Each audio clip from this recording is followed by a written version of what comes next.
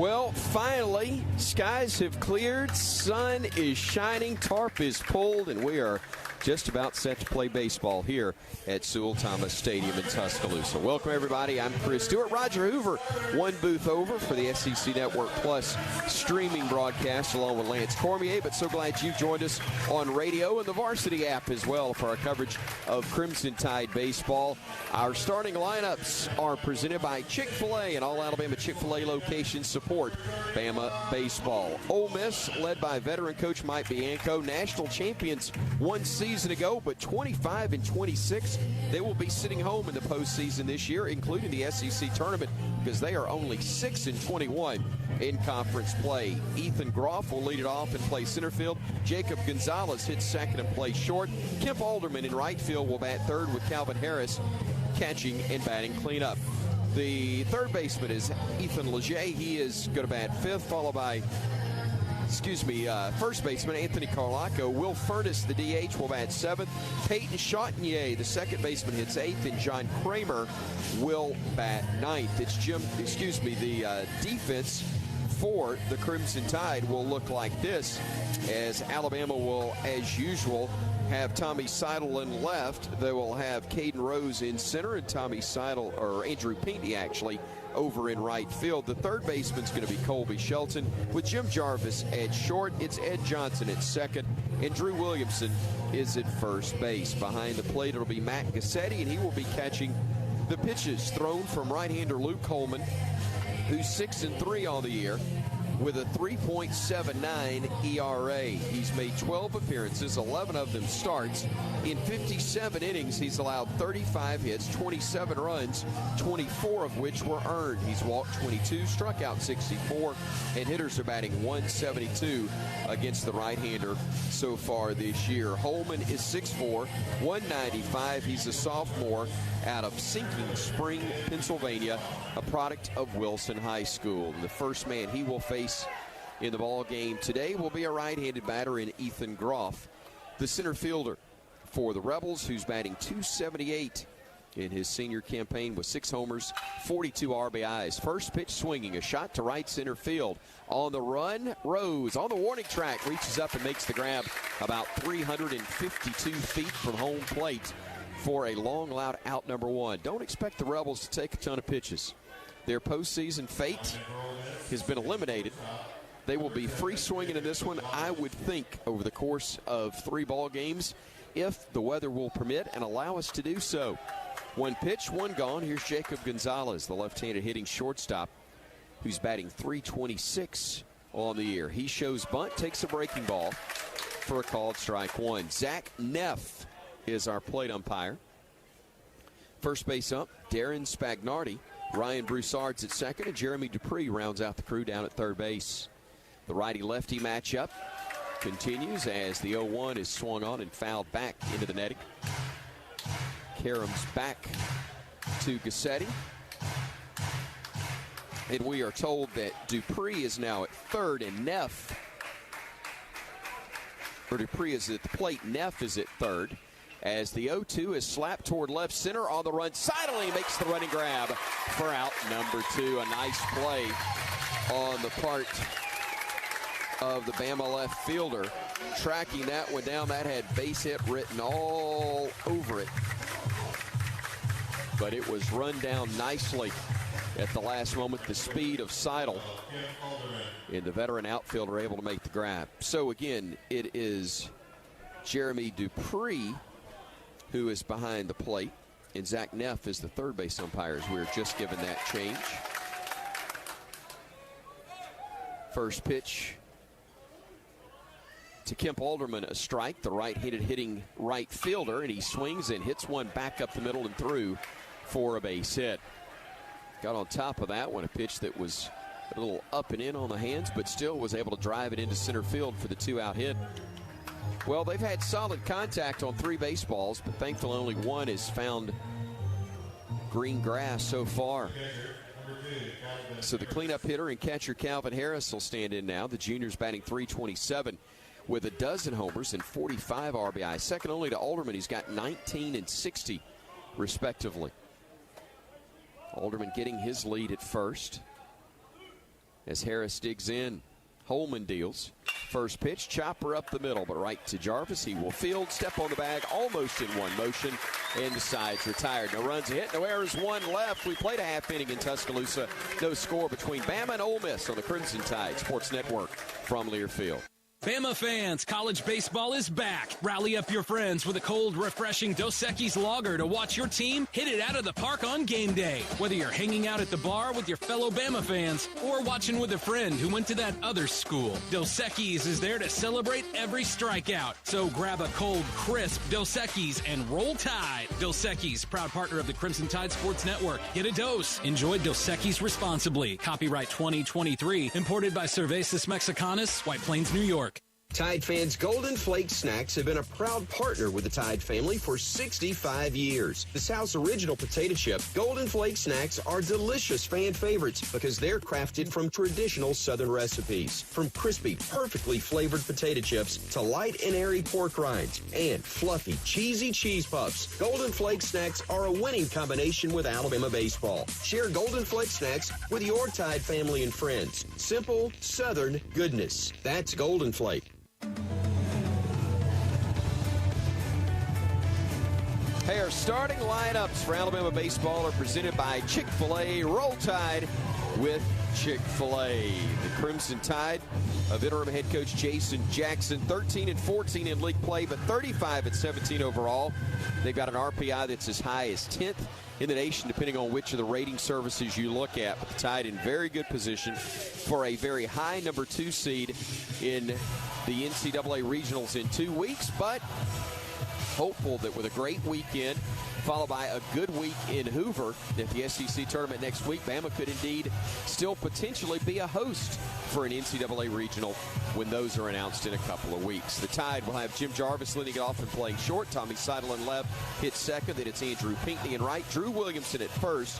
Batting fifth is the DH Dominic Temez. Third baseman Colby Shelton is sixth. Ed Johnson at second. Catcher Matt Cassetti and center fielder Caden Rose take up spots 7, 8, and 9. Defensively, for the Rebels, it's Kramer in left, Groff in center, and Alderman in right.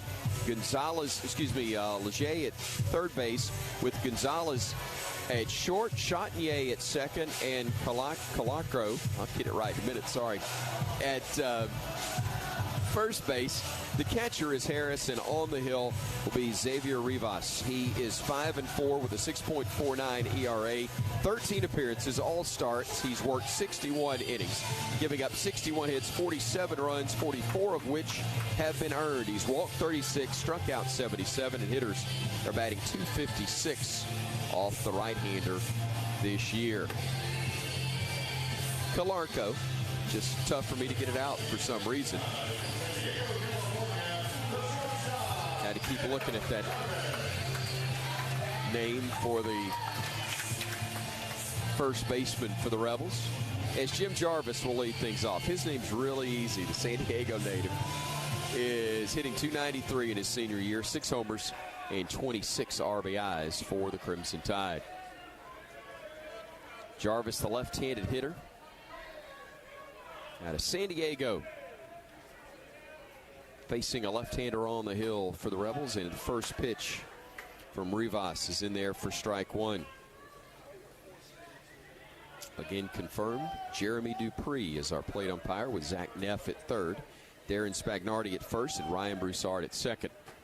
Breaking ball sweeps outside to Jarvis, and the count evens at 1 ball, 1 strike. Alabama a much more patient squad offensively than the Rebels throughout most of the year, but especially in relation to what we anticipate this weekend. Alabama's drawn 279 walks on the year as Jarvis takes a breaking ball outside. And the count goes to 2-1. Only 220 bases on balls for Ole Miss batters so far on the year. Final weekend of the regular season as the 2-1 is dealt. That's way high and tight. The count goes to 3-1. Alabama has been very good as of late. Won their last 2 series. Vanderbilt at home, Texas A&M on the road. 3-1. Upstairs, ball 4, and Jarvis draws the leadoff walk. And if you've forgotten already what I had told you just moments ago, we'll tell you that is now 280 bases on balls acquired by the Tide this year. Here's Tommy Seidel, who, boy, really jump-started things for the Crimson Tide in the contest that took place on Sunday eventually in Texas A&M. The series finale, a grand slam in the second, gave Bama a 5-0 lead en route to an 11-0 victory over the Aggies. Breaking ball to Tommy in there for strike one. It was a heck of a weekend. Lost 11-5 in the opener Friday as the wind was blowing out and A&M took advantage, and then it was all Bama the rest of the way. 12-1 run rule victory on Saturday and 11-0 in 9 innings on Sunday. Swing and a miss by Seidel. And the Wellesley, Massachusetts native is down on the count 0-2. Bama, the great-looking white unis with the block letters Alabama across the chest. The camo hats worn in the field by the Tide. Again today, they have, I don't believe, lost one game since going to the camo tops. Breaking ball misses in the dirt. It's 1-2. That was the Friday game in College Station. Bama's been really, really good in those, and they said, oh, why not?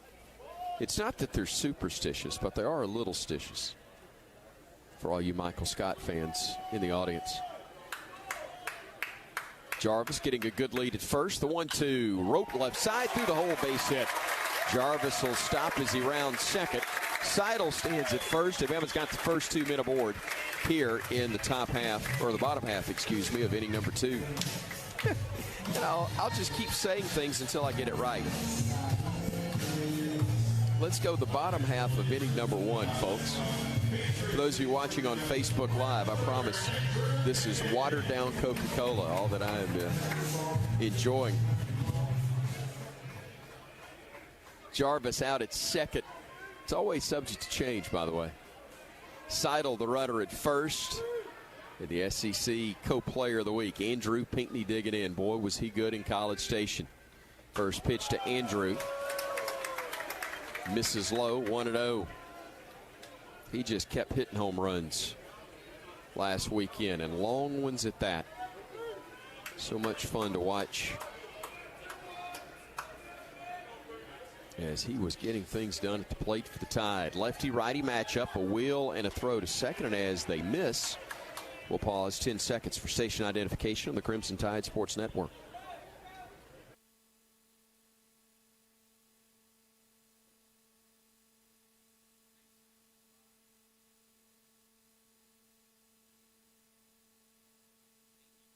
With a 1-0 count, weak swing there, kind of halfway through, decided I'll take a cut, and it was not his best effort, and the count's at 1-1.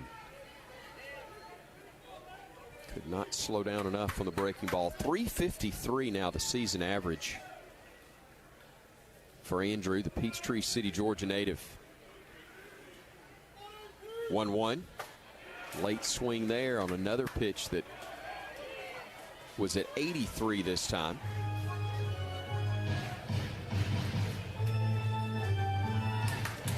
One ball, 2 strikes.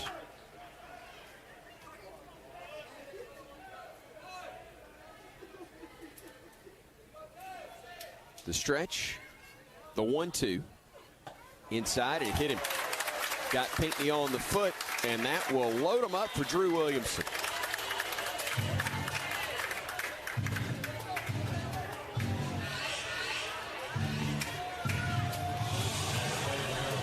Crimson Tide getting the first 3 men on base, and Drew Williamson coming to the plate. Left-handed hitting first baseman for the Tide, enjoying a .319 campaign, 14 homers, and 51 RBIs. Drew waits. First pitch is dealt. Strike at the knees, and it's 0-1.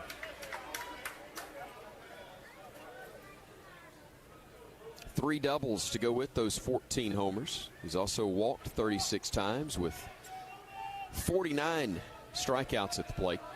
Lefty-lefty matchup. Swing and a miss at a slow breaking ball. And Rivas gets ahead 0-2.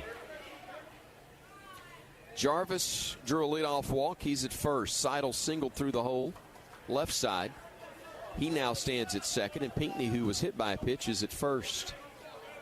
Nobody out, trying to keep it that way. 0-2, misses upstairs to the Bruton, Alabama native, Drew Williamson. And it's a ball and 2 strikes.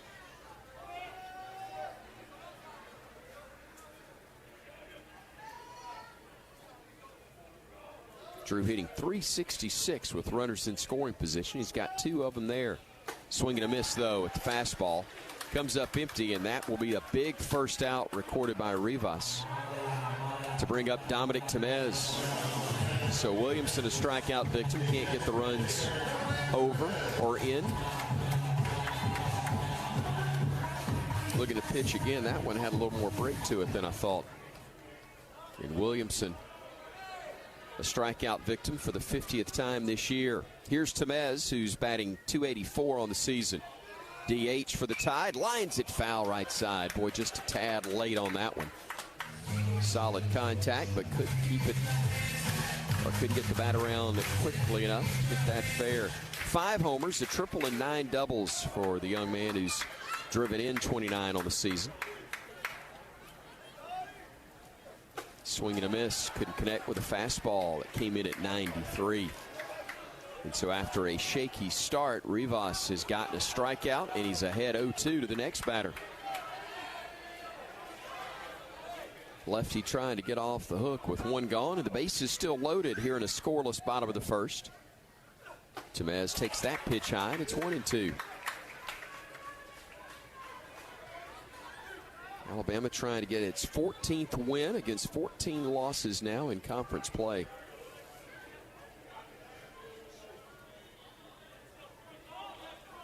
The 1-2 to Temez. Line right back where it came from, base hit into center field. Scoring will be Jarvis.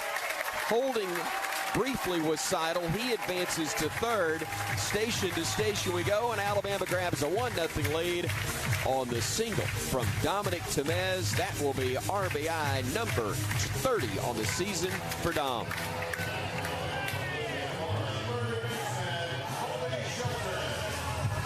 Still 1 out, and the base is still loaded with a run in, and Colby Shelton coming to the plate now for Alabama.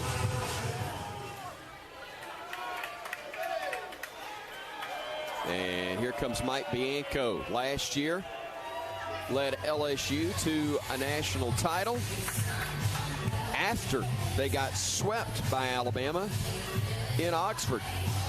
Tide took 3 from the Rebels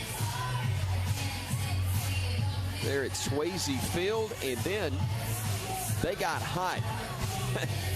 I mean, real hot.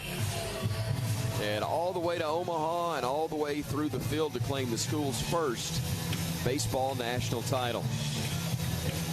23rd season in Oxford for Coach Bianco, 25 total. He's got 879 wins in a Rebel uniform, 511 losses, and 1 tie. So here's Shelton, who's got the Alabama freshman homer record with 19 for the year. Driven in 39, a .290 hitter. Lefty-lefty matchup. First pitch, trying to check his swing, but went around. And he's down 0-1.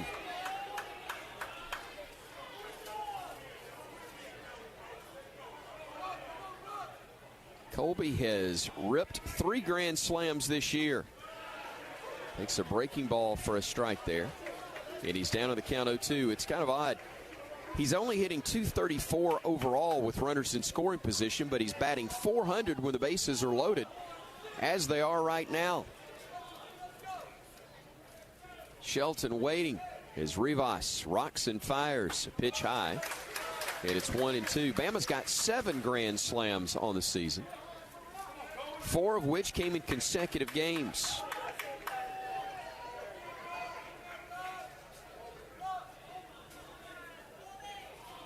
Shelton waiting as the 1-2 is dealt.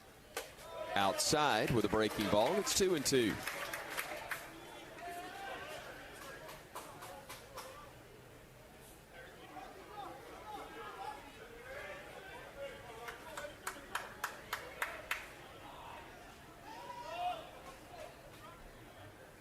2-2 pitch.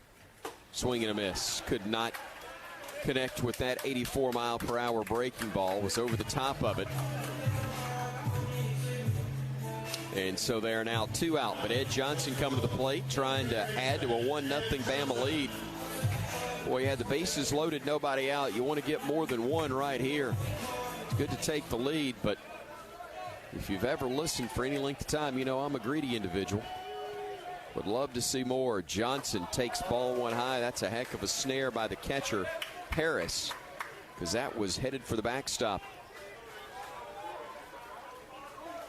Just did reel that one in. Seidel at third, Pinckney at second, Temez at first. 1 in, 2 out, bases juice, and a 1-0 Bama lead in the first. Upstairs again, 2 balls and no strikes.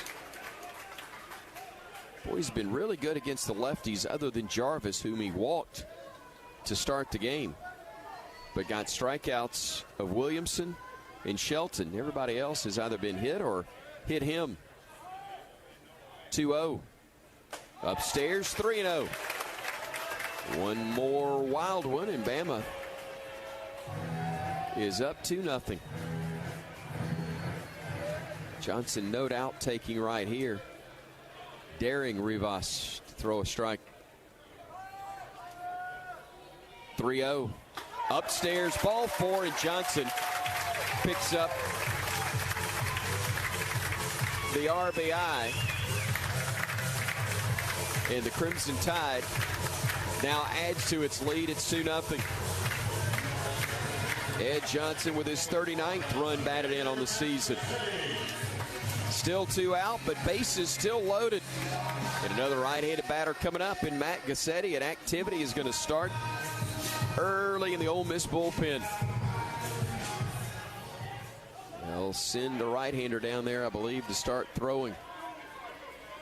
Tell you who it is in just a second. First pitch, though, to Mack, a breaking ball that drops in for strike 1.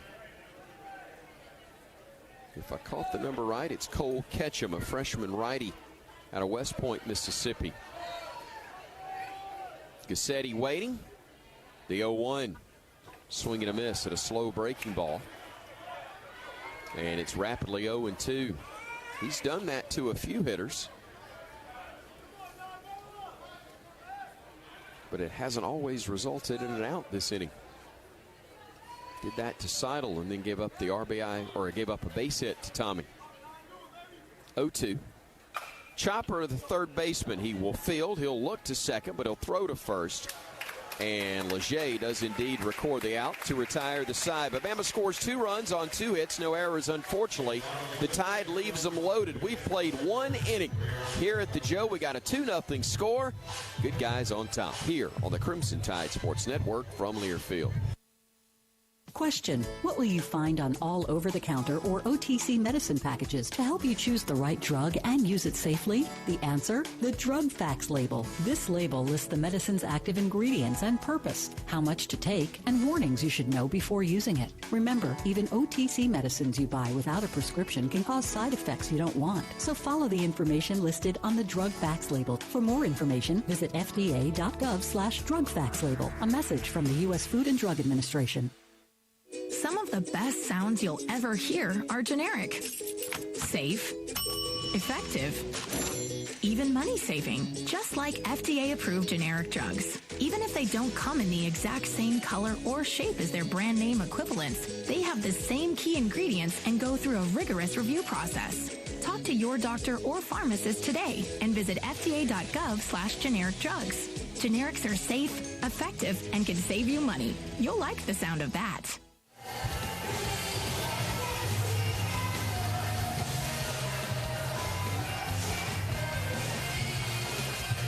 We welcome you back to Tuscaloosa. I'm Chris Stewart. So glad to have you with us. Roger Hoover over on the streaming broadcast tonight for Bama baseball. Our coverage brought to you in part by the Alabama Department of Public Health, reminding you to protect your team by getting that COVID-19 vaccine. Tide fans ages 12 and older eligible for the COVID-19 vaccine in Alabama. For more info, visit alcovidvaccine.gov. 2-0. Crimson Tide with the early lead over the Ole Miss Rebels as we head to the second inning of play. 5, 6, and 7 spots due up for Mike Bianco's Rebels. It'll be Leger who leads things off against Luke Holman, and he takes ball one inside. Ethan Leger is a junior third baseman, .253 season average with 3 homers and 20 RBIs. The righty-righty matchup sees a breaking ball split the heart of the plate, and it's 1-1.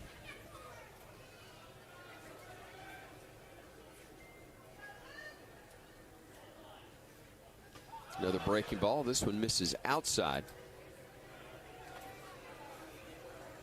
As the count goes now to 2-1.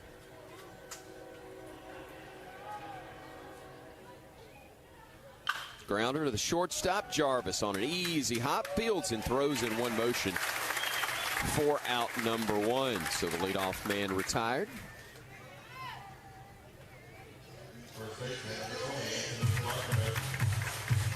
And that's going to bring up the left-handed hitting first baseman for the Rebels, Anthony Calarco. Holman whining and dealing, a fastball high and tight to begin the at-bat. Calarco, a senior, hitting .284, 5 homers, and 31 RBIs on the season for him. Takes a strike on the outside corner. Nice pitch there from Holman to even things up at 1-1. Distance, you may hear the old 6:16 right on time as it rolls down the tracks. Beyond center field, breaking ball, swung on and missed, and the count goes to 1-2.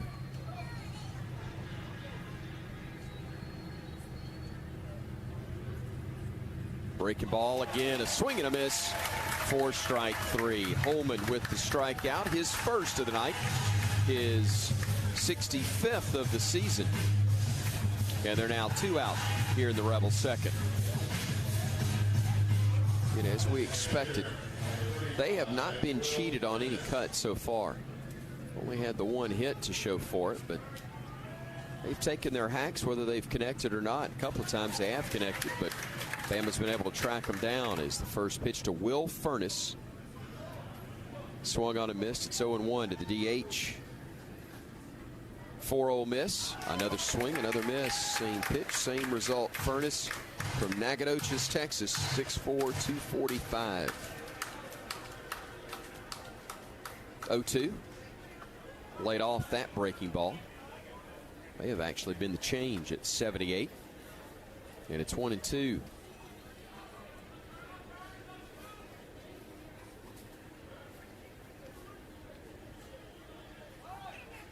One-two pitch, swung on, fouled straight back, and the count stays at a ball and 2 strikes. Always an honor to share the press box, albeit a separate booth, from a longtime friend and one of the great people in my business, David Kellum, the voice of the Ole Miss Rebels.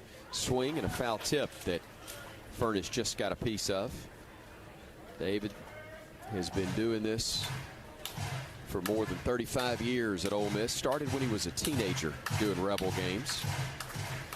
In high school, actually, broadcast Ole Miss baseball the first time.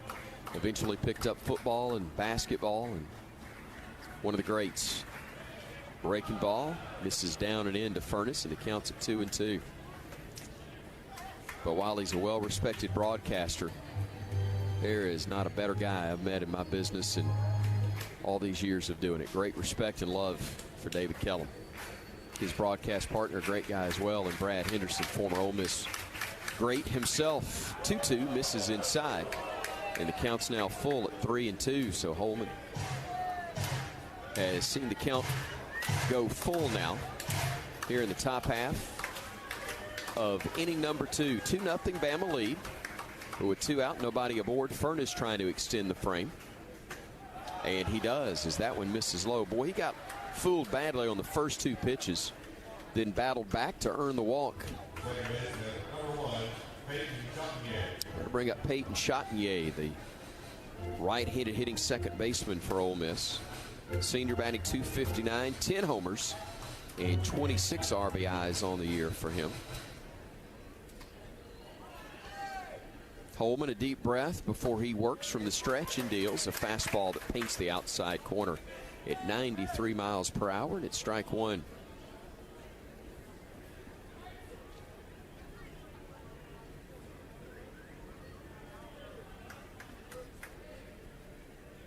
The stretch, the 0-1. Breaking ball, swung on and missed over the top of that one. And it's now 0-2. Fastball at 93, breaking ball at 83, and they were not able to connect.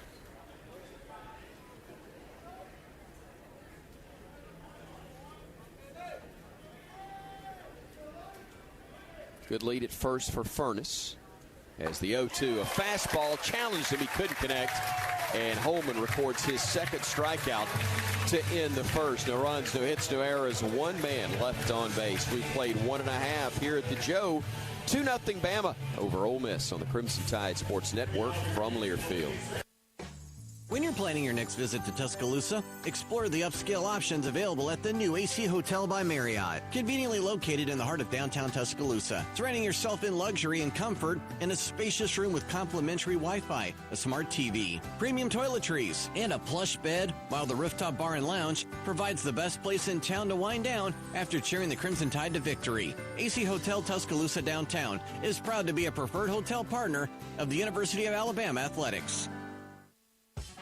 Are you sick of pretending to like boring hard seltzers that leave you feeling bloated? Tired of drinking the same old light beer? No time to make a mixed drink with all those complicated ingredients? Then it's time for you to try something different. Beatbox is now an official sponsor of Alabama and the Crimson Tide Sports Network. Packing an 11.1 APV punch, each Beatbox is bursting with delicious flavors. Beatbox is gluten-free, low sugar, and resealable, so you can always take the party on the go. There ain't no party like a Beatbox party. Roll Tide. Please drink responsibly, must be 21.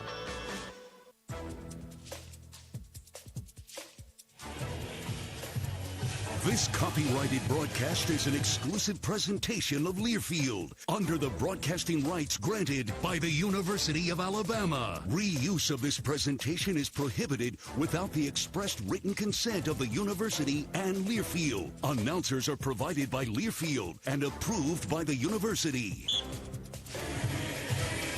It amazes me still that they approve me as well, folks. Chris Stewart with you once again in our coverage of Alabama baseball. Roger Hoover back with me in Hoover at the SEC tournament as he is working the streaming side of things today. So glad you joined us on the Varsity app, on Crimson Tide Sports Network affiliates, and also another platform as well we'll tell you about in a moment. But first, Caden Rose, the right-handed hitting center fielder for the Tide, stands in and takes a breaking ball from Xavier Rivas for strike one.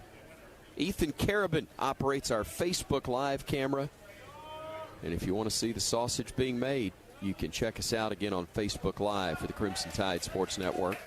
The booth cam, as I refer to it during basketball season, and football for that matter, it'll be the death of me yet. Baseball could certainly fall into that category also. And Ethan giggles when he hears that. The 1-1. Fastball high, and it's 2-1. That just means we get more views when I say really stupid things on Facebook Live. That helps his cause. 2-1 count to Rose. 239 season average for Caden, who's battled through some injuries at different times. Hadn't been able to hit for average the way he's accustomed to, but 5 homers, 8 doubles, and 20 RBIs for the Madison, Alabama native. 2 balls, 2 strikes, the count to Caden. As Rivas deals a pitch that swung on and missed, and that will be strikeout number 3 recorded by the lefty so far in this one. So back to the top of the order for Alabama. Jim Jarvis, who who was able to reach his first time up, a walk, and he came around to score the first of those 2 runs in inning number 1 for the Crimson Tide. .293 average, again 6 homers and 26 RBIs on the year for the greatest water polo playing baseball player in the history of the University of Alabama. Yep, that was one of his 3 varsity sports in high school in San Diego. Water polo, baseball, and I think he said football, the 0-1. Whoa, look out, everybody. The bat slips out of his hand. It went helicoptering towards the Ole Miss dugout, and everybody appears to be okay. That's one of those scary deals when it happens. He looks at the dugout, says, "I'm sorry, guys," and shakes his head before he grabs the bat and digs back into the box, down to the count 0-2. We had rain earlier that delayed our start by an hour and 52 minutes. We were scheduled to go at 6 originally. They moved it up to 4, and then the rain pushed it back to 5:52. Here's the 0-2 pitch, a breaking ball that's high and tight. And the count sits at 1-2. The weather has not exactly been our friend the last couple of weeks, but we've gotten them all in and hope we continue to do so because this team's playing well. Breaking ball high, and the count evens at 2-2. Rivas thought that clipped the top part of the zone, but not according to our plate umpire, Jeremy Dupree.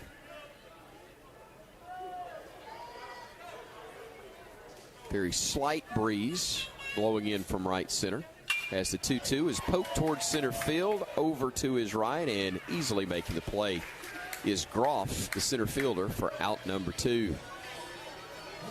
Good job making contact with 2 strikes on a pitch he was somewhat fooled by, but Jarvis is retired for the second out, and that'll bring up Tommy Seidel. Nobody aboard with 2 gone. Seidel, who singled and scored in the first, will stand in now for the Tide. .361 season average, 8 homers, 36 runs batted in for the Harvard transfer.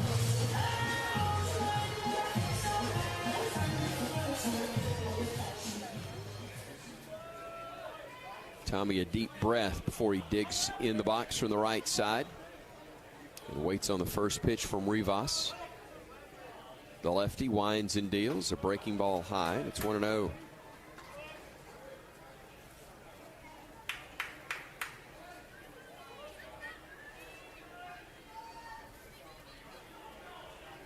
The 1-0. Good cut, but swinging over the top of a breaking ball is Seidel, and he's got the count at 1-1.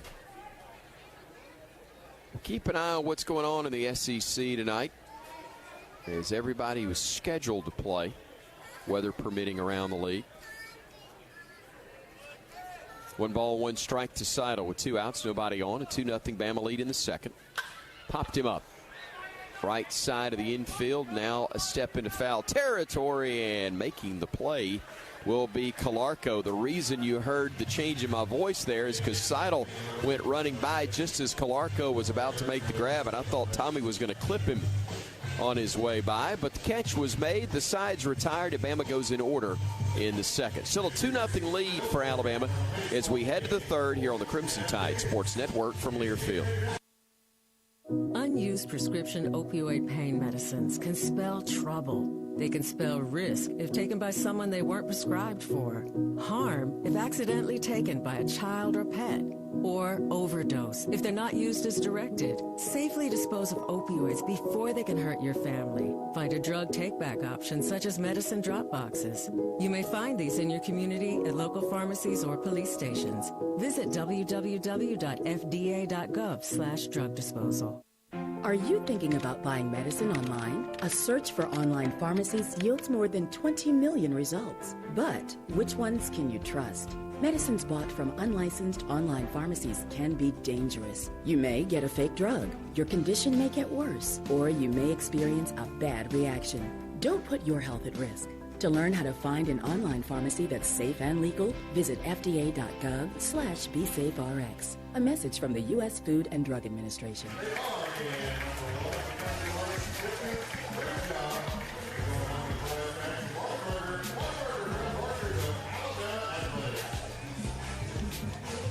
Glad to have you with us here at Sewell-Thomas Stadium for the final regular season weekend series. Still a chance that we're not done here at the Joe this year. If Alabama has a great weekend against Ole Miss and then a good week in Hoover, there is still very much a chance this team could play its way into hosting an NCAA regional 2 weeks from now. That would be fantastic.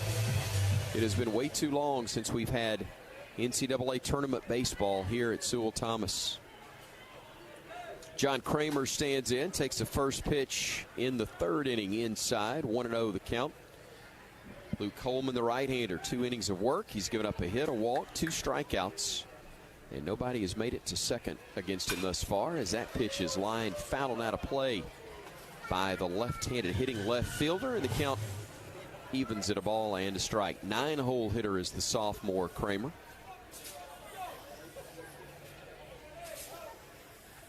Lefty takes a breaking ball that splits the heart of the plate and evens the count at 1-2.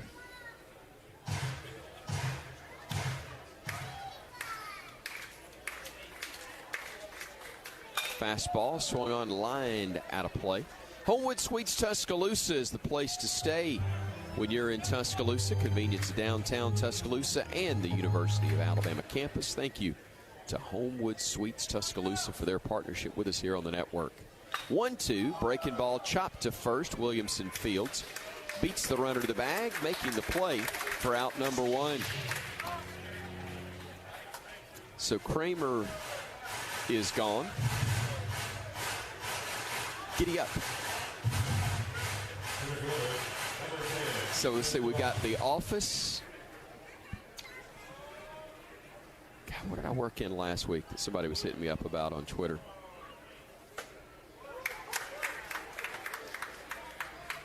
Oh, King of the Hill, The Office, and now Seinfeld I've worked in. Ethan Groff down to the count 0-1. Chopper third base side, foul. And the count goes to 0-2. Baseball games take a long time to play, folks. When you're flying solo on these puppies. And it's me. Whew.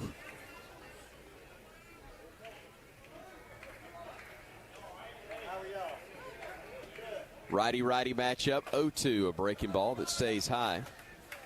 And it's 1-2. It's not quite a tightrope act, but there are nights where it's equally as dangerous. The 1-2. Fastball high and tight as the count evens at 2-2. Groff, a 276 hitter who flew out to center field his first time up. 6 homers, a dozen doubles, and a triple with 42 RBIs. Breaking ball, did he go? No, says first base umpire Darren Spagnardi, and I tend to agree. Thought he laid off that one as well. So a 3-2 count to Groff. Here's the payoff. Fastball just missed off the plate. I think he got that one right also. A nice job by Gassetti to try to bring it back to the corner, but I think Holman was off the mark there. And so for the third consecutive inning, the Rebels have a runner at first. 1 out. And the left-handed hitting shortstop for Ole Miss, Jacob Gonzalez, will stand in. Unorthodox stance from the left side. Shows bunt, takes a breaking ball for strike 1. He's got an open stance, very wide approach at the plate. Kind of leans over. For those of you that are old like I am and remember Rod Carew, it's not quite that. He doesn't drop the bat down on his shoulder the way Rod did, but he kind of leans that way without dropping the bat down. Laid off a breaking ball, didn't he? Yep. That's what Zach Neff said down at third. I might want to check my medication because that's twice I've agreed with the umpires on calls that went against the Crimson Tide.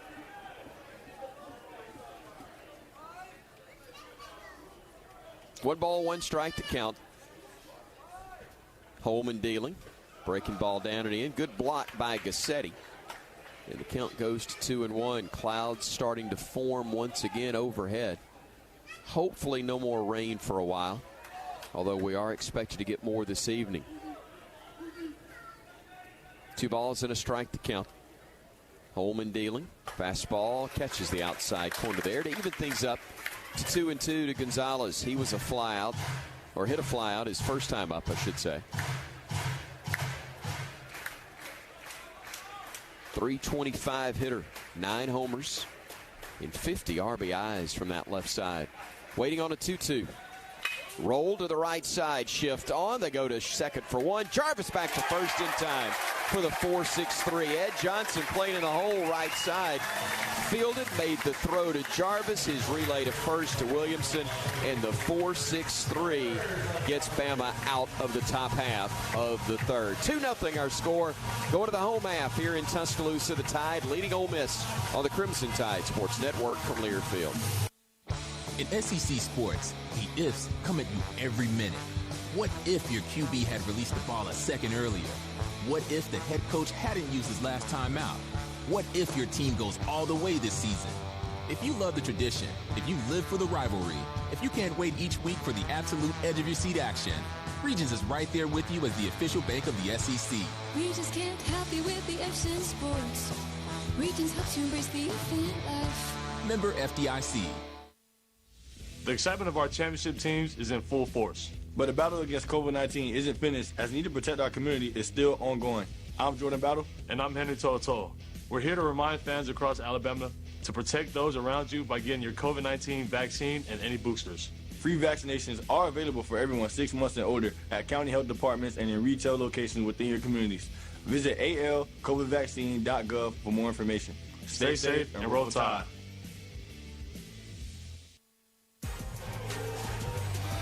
Hey, go to rolltide.com/auto owners to partner with an independent Alabama agent who can provide local, personalized insurance expertise today. Chris Stewart with you at Sewell-Thomas Stadium in Tuscaloosa. Alabama, a 2-0 lead over the Ole Miss Rebels. Luke Coleman, a nice job on the hill. He's allowed 1 base runner in each frame, but he is not allowed a runner to reach second. Double play ball just moments ago got him out of the top half of this third inning, and now we go to the bottom half, reminding you that with zero sugar and refreshingly delicious, Coca-Cola Zero Sugar just might be the best Coke ever. You can find out for yourself. Coca-Cola Zero Sugar, one of our partners here on our coverage of Alabama baseball. Andrew Pinckney standing in for the Crimson Tide, right-handed hitting right fielder for Alabama. Was hit by a pitch in his first at bat. 14 homers on the year for Pink, with 45 RBIs, 2 triples and 9 doubles also for the SEC Player of the Week, who takes a breaking ball downstairs. It's 1-0.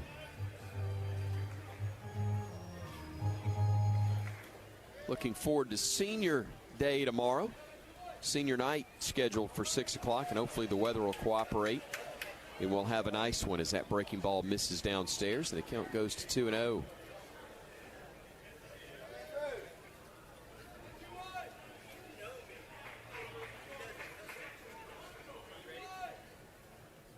Lefty-righty matchup, 2-0. Belted, deep left center field. It is up, it is gone. Wow. Over the bullpen and out of Sewell-Thomas Stadium. That was crushed by Andrew Pinckney, and the Tide leads it now 3-0.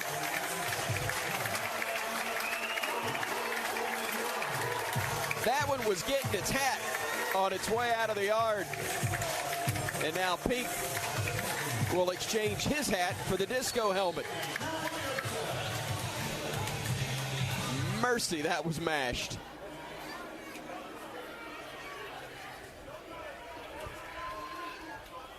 Here's Drew Williamson.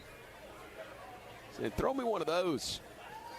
He struck out his first time up. He takes a breaking ball outside to start this at bat. Another home run for the Alabama offense. 94th of the year for Jason Jackson's club now, as that breaking ball is swung on and missed, and it's 1-1.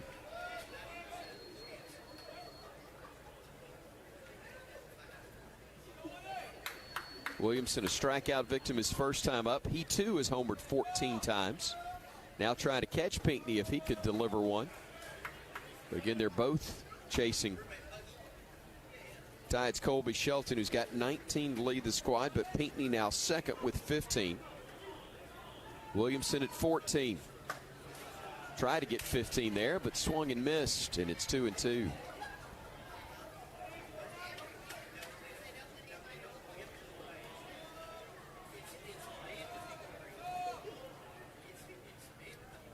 Swing and a miss again, and this is the second strikeout for Drew.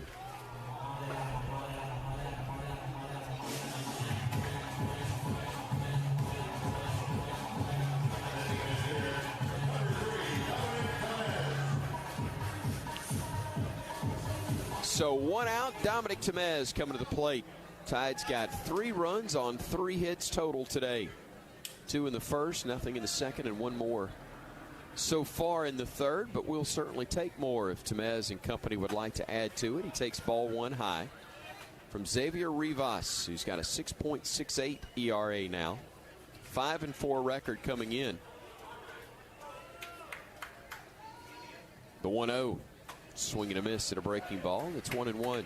Ironically, not only was that Pinckney's 15th home run to hit, that was the 15th home run that Rivas has surrendered this season. 1-1 to Dominic. Good cut. It came up empty, and it's 1-2. Breaking ball in on the hands to get him down in the count 1-2.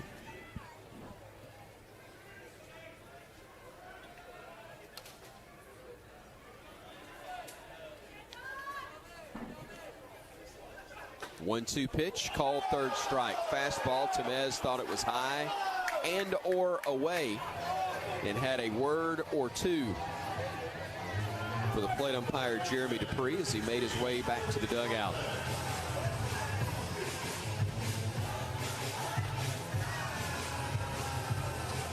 You know, I'll tell you, looking at the replay, I think it fooled the catcher, but I don't think it fooled Jeremy Dupree. I thought it was a strike. It was maybe a tad high, but it wasn't a bad pitch. I have seen far more egregious strike 3 calls this year. 1-0 the count with 2 gone. And Colby Shelton at the plate for the Crimson Tide. He, too, a strikeout victim his last time up. Almost wore that one in the old ear hole, but ducked out of the way, and it's 2 balls, no strikes.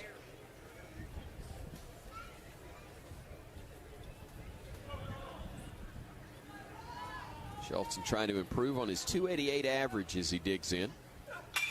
Hits this one a mile high, but he popped it up. Coming in from center field is Groff. He is battling the wind, and also his second baseman who was in the way, and Groff able to make the grab for the out. Wow, Chatnier got a little close to him there. But a nice play by Groff to battle the wind and a teammate and make the out, ending the Bama half of the third. But the Tide scores another run on a long hit from Andrew Pinckney. His 15th home run of the year gives Bama a 3-0 lead over Ole Miss, heading to the fourth on the Crimson Tide Sports Network from Learfield. We all want our kids to grow up safe and healthy, so we show them how. With honest conversations that let them know what we expect. That's especially important when it comes to alcohol and other drugs. And when it comes to pain medications, opioids, they need to know that they should never be shared with friends or family. For more information about talking with your kids about underage use of alcohol and other drugs, visit underagedrinking.samhsa.gov. We all make choices about alcohol. Kids make choices whether to drink or not. Bye, Dad. Remember, I'm going to Alex's party tonight and sleeping over. Hey, Em, remind me about that party again? And adults make choices whether to talk about it. That's true of parents and every other trusted adult in a kid's life. Kids want to know our expectations, and they want honest answers in everyday conversations. So talk with your kids and help lead them on a positive path, because when you talk, they hear you. Learn more at underagedrinking.samhsa.gov.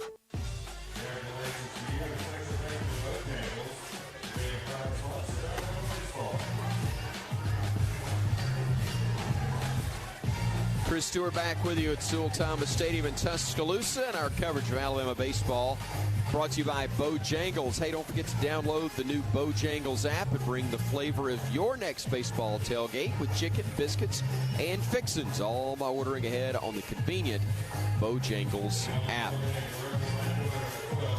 Augustine Samuel and Jerry Kelly run the show back in our CTSN studios. So glad to have Augustine Samuel joining us on the Crimson Tide Sports Network crew here recently.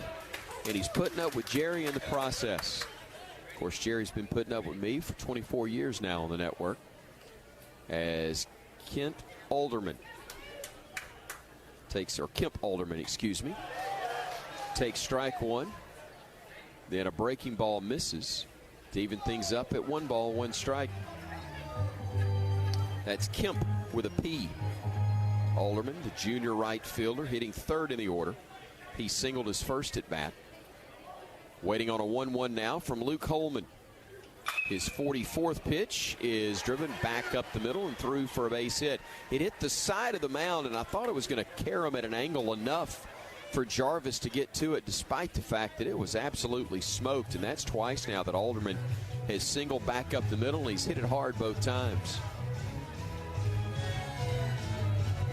So the leadoff man reaches for the first time for Ole Miss today. They've had a base runner in each frame, nobody to reach second. But it's the first time the leadoff man's gotten aboard. Here's the catcher, Harris, who takes a fastball, belt high, called a ball. Split the heart of the plate.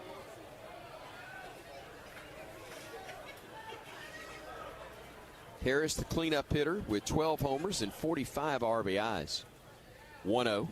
Breaking ball strike evens things at 1-1.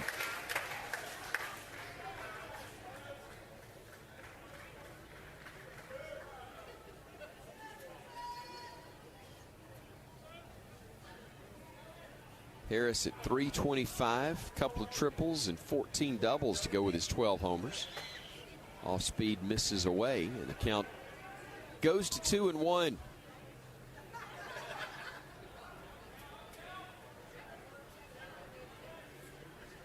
Next pitch will be the 48th from Holman.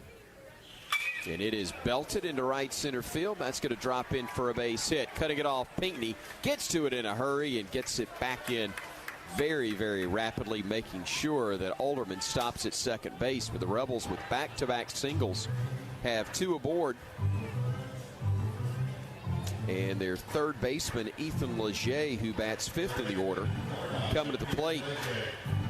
He's a .253 hitter with 3 homers and 20 RBIs on the season. And let's see if Mike Bianco perhaps will have him bunt here. Not the best average on the team, so likely with nobody out trying to get those men over. And as I say that, he hits a ground ball. It should be 2. Jarvis steps on the bag, throws to first. Maybe they should have listened to me. It will be a 6 unassisted 3 double play. Tried to tell him. A man at third, though, with 2 out. It's Alderman there.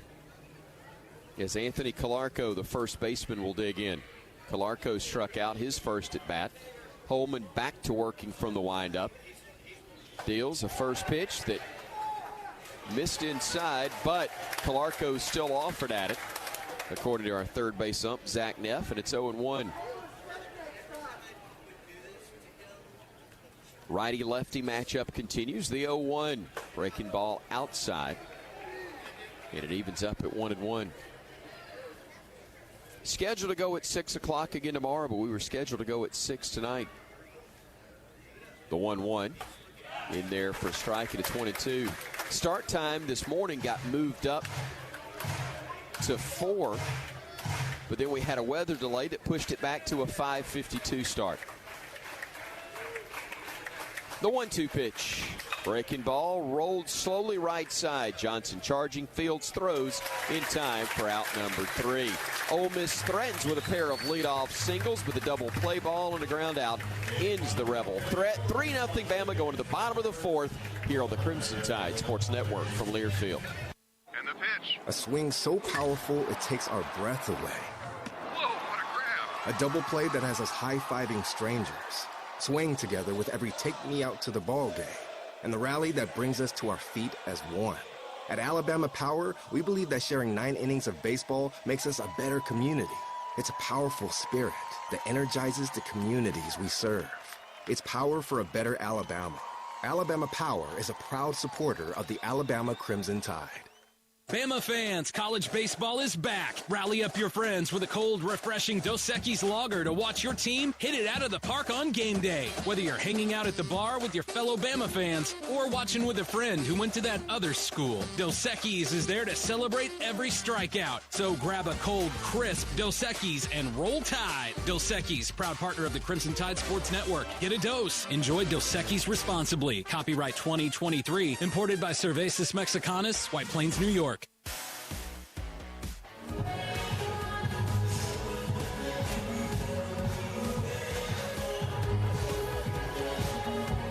3-0 Bama going to the bottom of the 4th here at Sewell-Thomas Stadium in Tuscaloosa. The Tide leading the Ole Miss Rebels and doing so with some timely hitting and also some really good starting pitching from Luke Coleman and good defense behind him as well.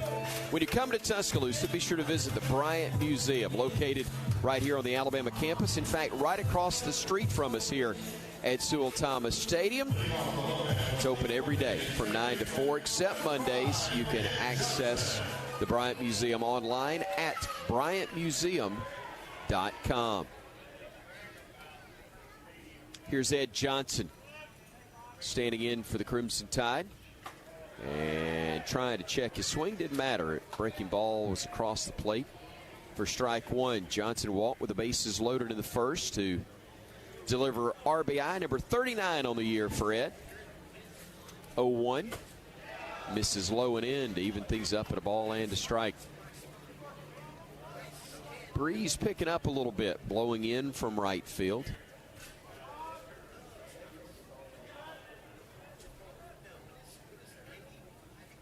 The 1-1 from Rivas, a defensive swing that hits a dribbler back to the mound. Rivas will throw to first in time for out number 1. So Johnson retired. And that'll bring up Matt Gassetti, the Bama catcher, grounded out to third in his first plate appearance. Definite pop in the bat, though. 7 homers and 28 RBIs on the season for Mac.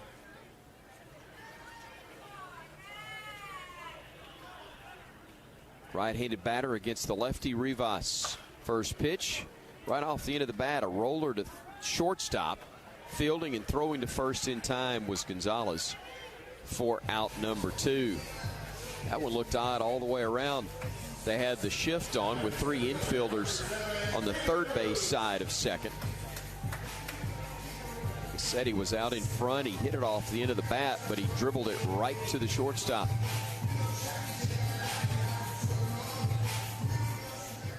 So 2 gone, and that's going to bring Caden Rose back to the plate. He struck out when he led off the second. Takes a fastball high here, and it's 1-0. They don't have the full shift on, but they definitely have him shaded to the left side. Second baseman Chotney playing almost right behind second. Breaking ball, caught him on the foot, and that'll put Caden at first base. A runner aboard for Alabama here in the bottom of the 4th inning. At the top of the order, back around in Jim Jarvis. Jim's 0 for 1. He flew out to shallow center his last at bat after walking to start the Bama first and coming around to score the Tide's first run. Doggone it, we got lightning within about 15 miles of Tuscaloosa, and hopefully that's as close as it gets, because if it gets inside that 10-mile area, I believe we will have another delay, and very hopeful that's not going to be the case. 2 out, nobody aboard for Alabama here in the 4th. Excuse me, a runner at first here in the 4th. Caden Rose, that man at first base.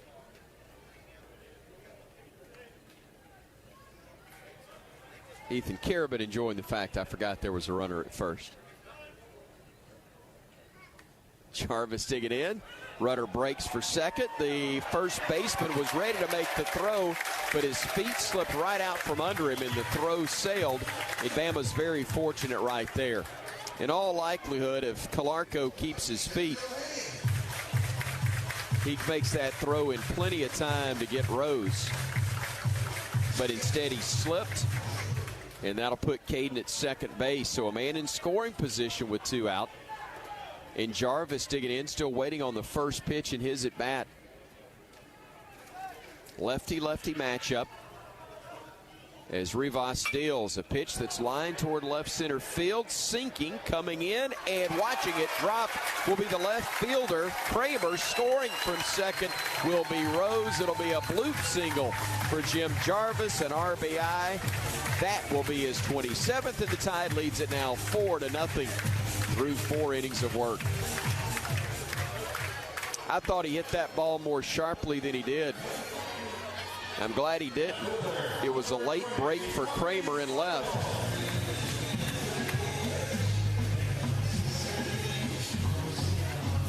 And yes, I'll once again go Seinfeld and say that Kramer failed to giddy up in time.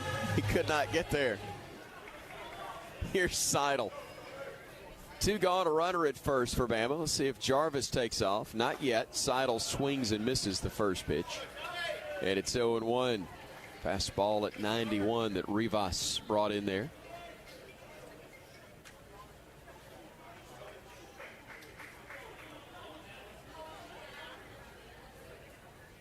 There goes Jarvis. Seidel swings, pops it up, foul back, and I believe out of play.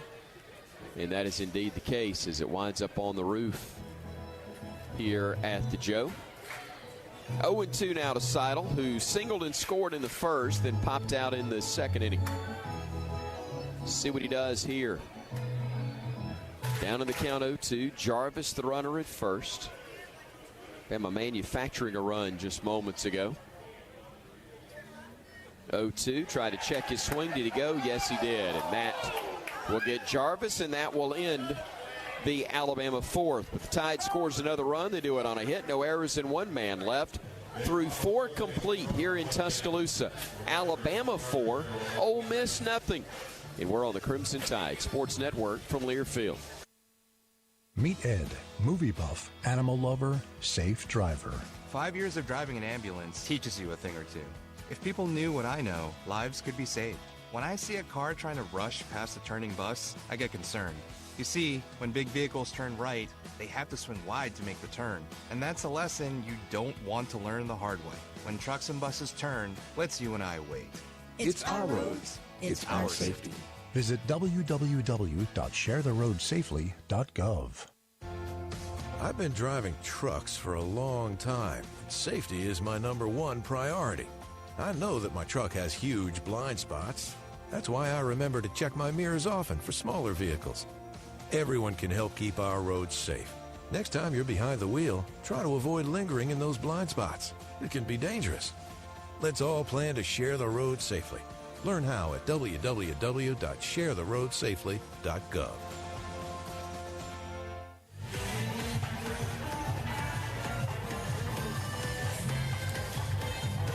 We are going to the top of the 5th here at Sewell-Thomas Stadium in Tuscaloosa. Great place to be, and you know, convenience is the name of the game at the Holiday Inn Express and Suites Tuscaloosa University. Located within 2 miles of all UA attractions, Holiday Inn Tuscaloosa University is the perfect place for your next stay to Tuscaloosa. While we got a moment, why don't we pause 10 seconds for station identification here on the Crimson Tide Sports Network.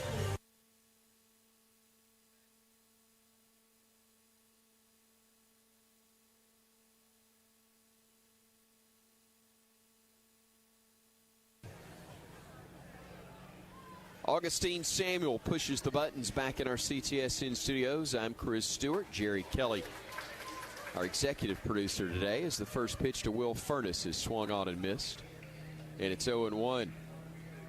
It's only taken 25 years, and Jerry's got a title change. 0-1, breaking ball in there for a strike, and it's 0-2. Furness drew a walk, his first at bat after, ironically, he fell behind 0-2 to start that at bat. Eventually worked it full and then drew a walk. Off speed, misses away right there to get it to 1-2. Holman so far, 3 hits, no runs, 2 walks, 2 strikeouts. He's thrown just south of 60 pitches in 4+ frames now. The 1-2. Line towards center field, a late break, but charging his Rose, he won't get there. That one was off the fist by Furness, just as we saw from Jarvis getting one to drop in center field. The difference was Jarvis's base hit scored a run with 2 outs. Furness got his to lead off the top of the 5th. Brings up Peyton Chatinier, the right-handed hitting second baseman, who struck out his first at bat. First pitch misses away. It's the 58th thrown by Holman in this game. Activity begins in the Bama bullpen.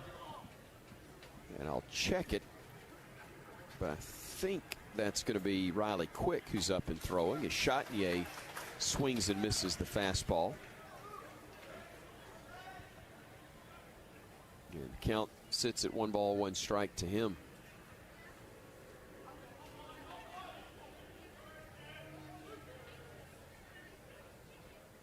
Swing and a miss, and it's now 1-2. It's actually Cade Woods, another right-hander, 6'3", 205, the redshirt freshman who's out of Monroe, Louisiana, up and throwing. I saw Quick heading down there about an inning or so ago. Thought we might see him, but it's Woods throwing as the fastball, just missed. Must have been a tad low. I'll tell you this much. Jeremy Dupree not only gave it a long look, he flinched. He was just about ready to raise that right hand for strike 3 on Chatinier. Instead, he put it back in his holster, and the count stays at 2-2, or moves to 2-2, I should say. Now a breaking ball is belted down the line and left, but it's hooking foul. And it'll stay at 2 balls and 2 strikes. Ole Miss had 2 on with nobody out an inning ago, and then a double play ball got you 2 outs and a man at third, and then a weak grounder ended the Rebel threat in that 4th inning. Now they work here in the 5th with a man at first, nobody gone, and a 2-2 pitch high and tight gets it to 3-2.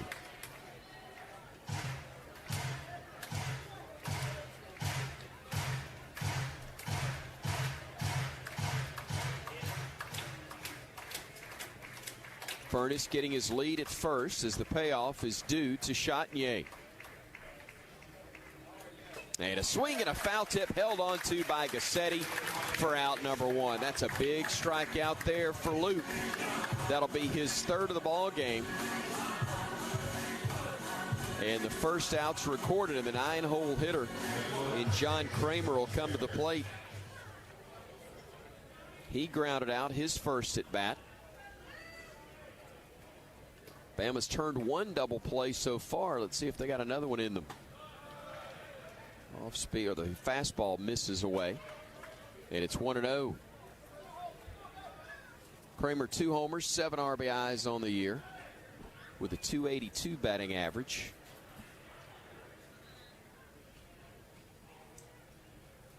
.1-0. Breaking ball, went around. Tried to check his swing, but he'd offered at it before it ever got to the plate.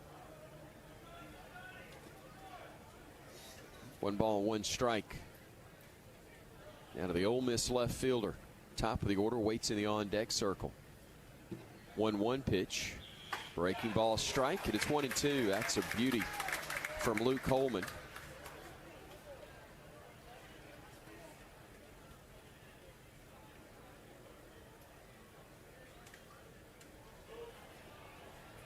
Right-hander working from the belt.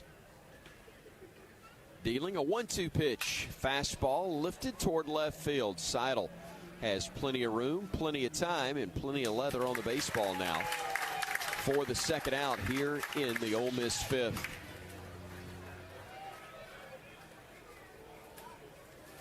So there's 2 gone. Still a man at first. Hits are even, by the way, at 4 apiece. But the math's not working out for Ole Miss. Bama's got 4 runs on their 4 hits. A 0 in the run column at the moment for the Rebels as Ethan Groff will stand in, the center fielder. Takes a breaking ball downstairs for ball 1. Gassetti, a nice block of that one. Groff, the senior center fielder, 0 for 1 with a walk and a flyout so far. Furness, the runner at first base. 2 gone in the inning. Holman the stretch. And the 1-0. Line towards center field, well hit, going back rows at the warning track, reaches up and a step and a half shy of the wall. He makes the grab for out number 3. Second time Groff's given it a pretty good poke to the outfield, but not enough to get it out of the yard, and the top half of the 5th comes to another scoreless close for Ole Miss. 4-0 Bama halfway through this one on the Crimson Tide Sports Network from Learfield. We are DCH. We were built to protect and persevere, to help and to heal, to provide care that's as strong as this community. With steadfast dedication and hearts of gold, no matter what life throws at us, we've got you covered, and we'll do whatever it takes to get you back to what matters most, your life. DCH, champions for your health. And we're back with breaking news. Coke Zero Sugar might be the best Coke ever. That's right, Jim. Coke Zero Sugar is a must-try for any Coke fan, so make sure you... Jim. Jim. We're on the air. Ooh, yes, this tastes like the best Coke ever to me. Your thoughts, Jen? Well, can I have a sip?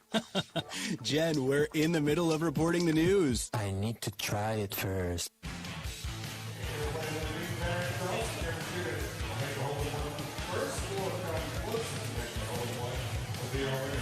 4-0 Bama as we go to the bottom half of the 5th inning here at Sewell-Thomas Stadium in Tuscaloosa. The Crimson Tide enjoying the lead over Ole Miss. Hits even at 4 apiece.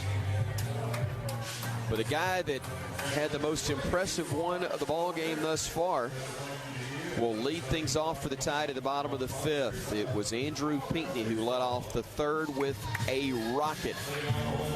It sailed just over the corner of the Alabama bullpen in left center and wound up, I believe, in the parking lot. It's what I sounded like anyway and looked like as it was heading out.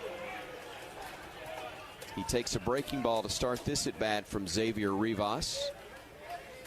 And it's 0-1. Rivas hasn't pitched badly, just hadn't got any help. Swing and a miss from Pinckney.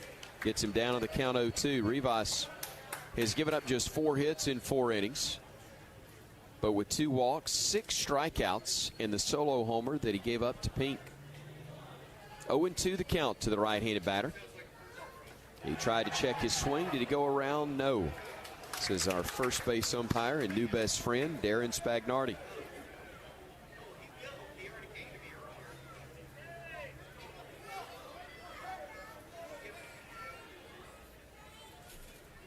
Shift on to the left side with 2 strikes to Pinckney. And that one hit the bull. Way off the mark by Rivas. Heck of an effort on the part of Harris to get just one leather string on it before it sailed all the way to the backstop, and it's 2-2.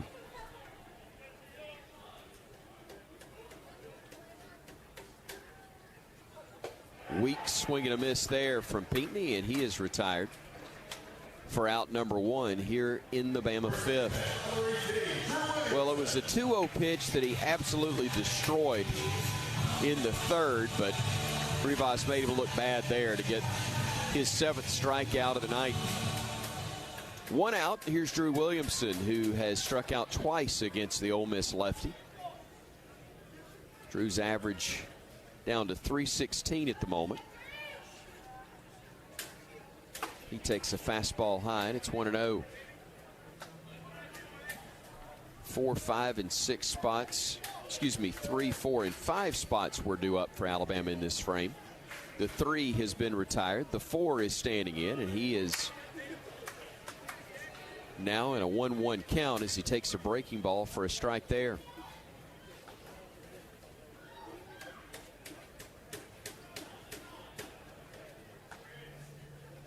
One and one the count.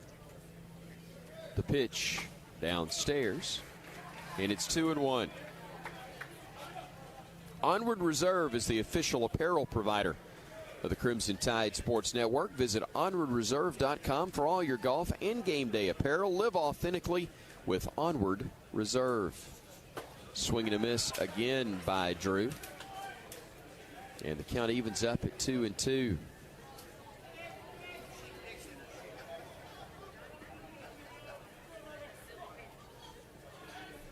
Williamson, a .425 on base percentage, but he's 0 for 2 today. Make it 0 for 3, all strikeouts. Rivas has had his number. As there are 2 gone. And Dominic Temez strides to the plate with 2 out, nobody aboard for the Crimson Tide. Enjoying a 4-0 lead. They got 2 in the first, nothing in the second, but single runs in the third and fourth frames. Now trying to get something going with 2 outs and nobody on here in the 5th. Dom waits as the first pitch is high. It's 1-0. Scheduled to go at 6 tomorrow, but keep an eye on RollTide.com and also follow Alabama Baseball on social media platforms to see if there is a change to that, as was the case today. 1 ball, 1 strike after Temez chops that pitch foul. Yeah, weather's dicey tomorrow, so keep an eye and see if we change up the scheduled start time. Try to dodge raindrops. 1-1. Down and in with a breaking ball, and it's 2-1.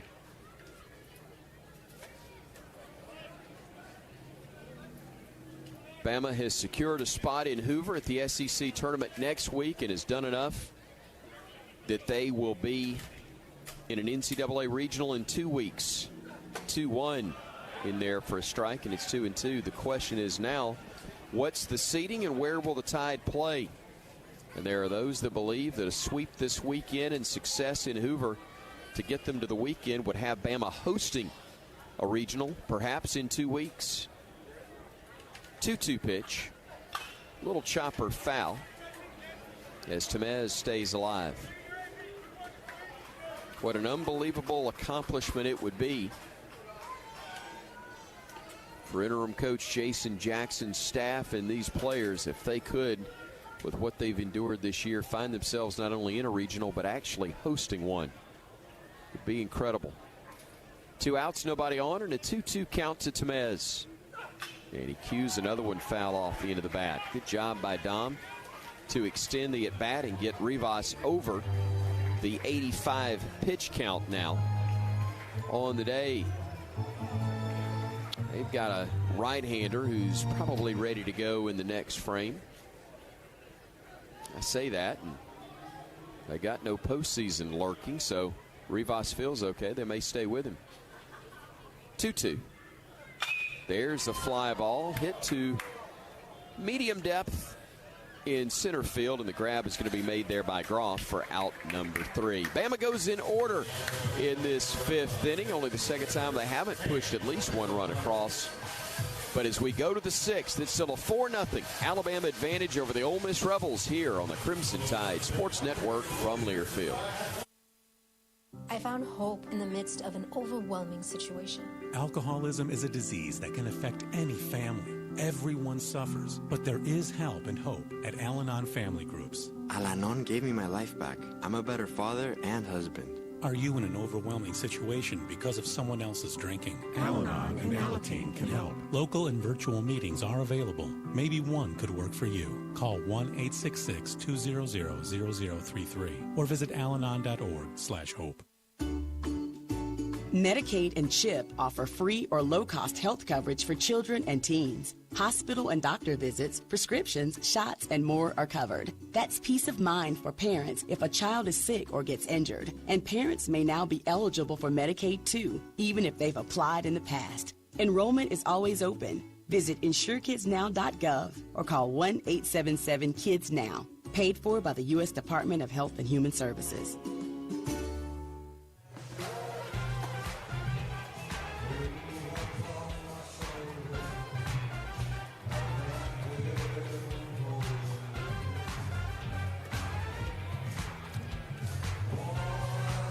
Nothing. Alabama leading Ole Miss, going to the top half of the 6th inning here at Sewell-Thomas Stadium. So glad to have you with us. I'm Chris Stewart, Augustine Samuel, and Jerry Kelly at the controls back in our CTSN studios.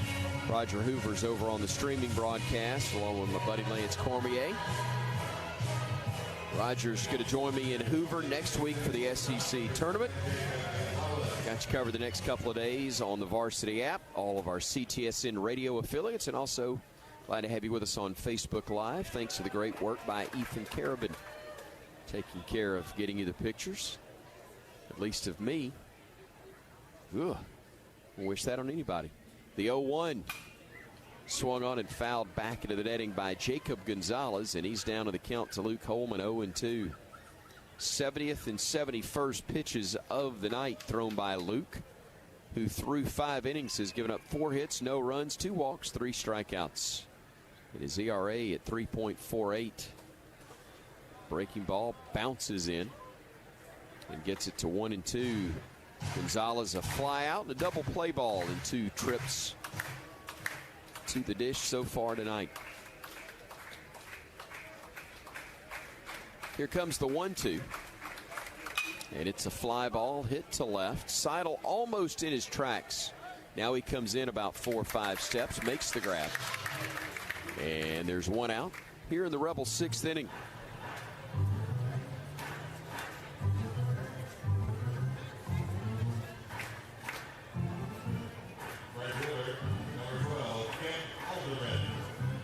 So 1 gone, and Kemp Alderman, the right fielder, comes back to the plate for the Rebels. Alderman's 2 for 2, a pair of solid singles off Holman, and he takes ball 1 low.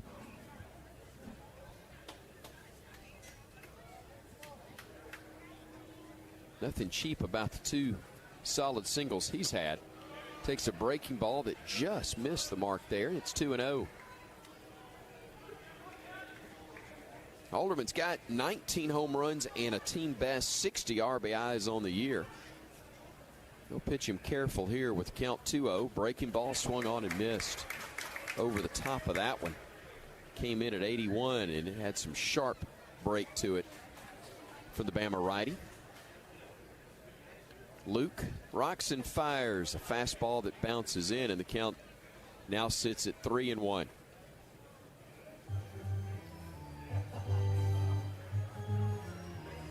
Alderman hitting .374 on the year with a .436 on base percentage. Indeed a good one, Mr. Alderman. 3-1. Tried to lay off, but went around on a pitch that was moving up and in. A very defensive swing, but a swing nonetheless. And it's a full count at 3-2. Payoff from Holman. Breaking ball, swung on and missed, strike 3. Boy, that's a great job by Luke Holman. He was down 2-0, and I'll be honest, the way Alderman's been swinging the bat in this game, I would have been just fine if he'd said, you got first. But he went through him a breaking ball to get it to 2-1, and ultimately struck him out on a 3-2 pitch. That's a nice job from Luke for his 4th strikeout with only 2 walks on the day, and it brings up Calvin Harris, the catcher. Breaking ball starts him off with strike 1.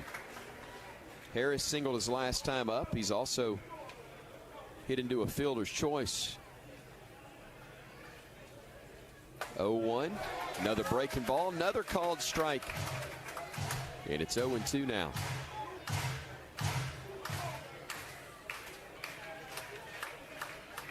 Holman deals. There's a pitch line to left, but Seidel back and over, reaches up and makes the grab shy of the warning track for out number 3. Rebels go in order once again, and Luke Holman cool hand Luke so far in this one. 4-0 Bama going to the bottom of the 6th here on the Crimson Tide Sports Network from Learfield.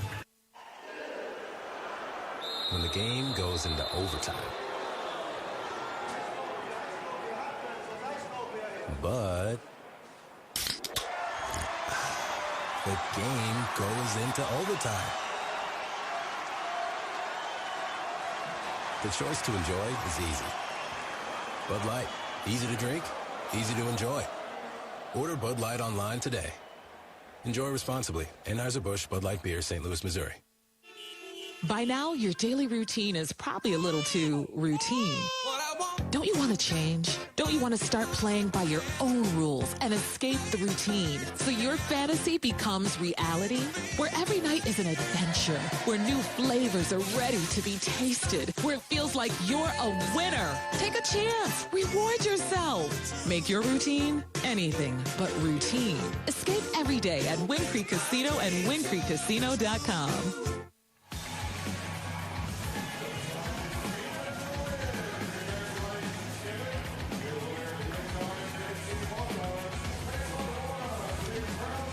It is 4-0 Alabama, looking for more as we go to the bottom half of the 6th inning here at Sewell-Thomas Stadium in Tuscaloosa. We were scheduled to go at 6, pushed the start time up to 4, but then a rain shower came in and just hung right over Sewell-Thomas Stadium for more than an hour.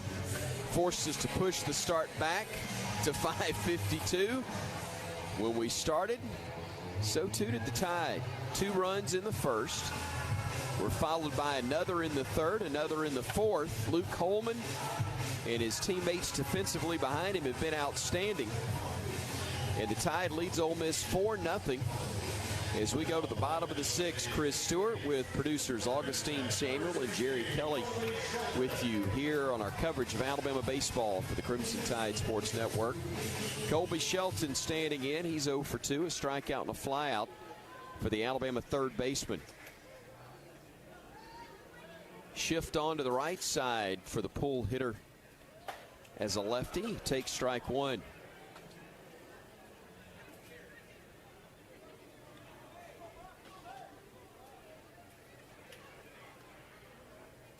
Lefty-lefty matchup. Xavier Rivas has been really good himself. Breaking ball, missed, and laying off of it was Shelton. So the count goes to 1-1. Rivas threw 5 innings, 4 runs on 4 hits. They're all earned. He's only walked 2, but he struck out 8. The 1-1 pitch. Breaking ball, clipped him on the right arm, it looked like. And that'll put a man aboard for the Crimson Tide.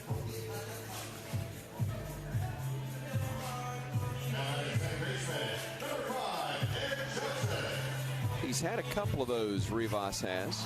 His second official hit batsman by the lefty. It puts the leadoff man aboard for Alabama here in the bottom of the 6th inning. Ed Johnson standing in, a walk, which produced a run with the bases loaded, and he's also grounded back to the mound. Takes a breaking ball for a strike there to start this at bat in the bottom of the 6th inning. Again, 8 total hits between the two sides. 4 hits in each ledger, but 4 runs for Alabama to none for Ole Miss. Swing and a miss at a breaking ball. And Ed's down to the count 0-2. Trustful native, hitting .333 in his senior year for the Crimson Tide. Transferred from Tennessee Tech. 6 homers, a triple, and 7 doubles for the right-handed hitting infielder for the Crimson Tide. Primarily at second base the bulk of this season. The 0-2 way upstairs, and it's 1-2.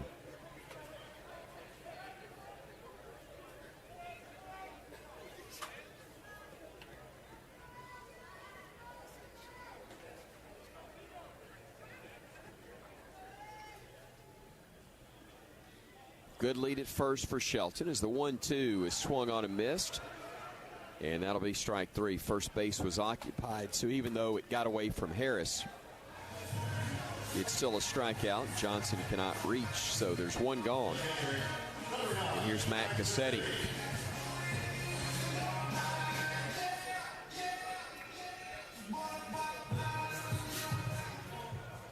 Max 0 for 2, a pair of ground outs on the infield. Shift on to the left side with the Bama catcher at the plate. Big hole through the right side. If he could poke one that direction. Swings and misses a breaking ball. And it's 0-1.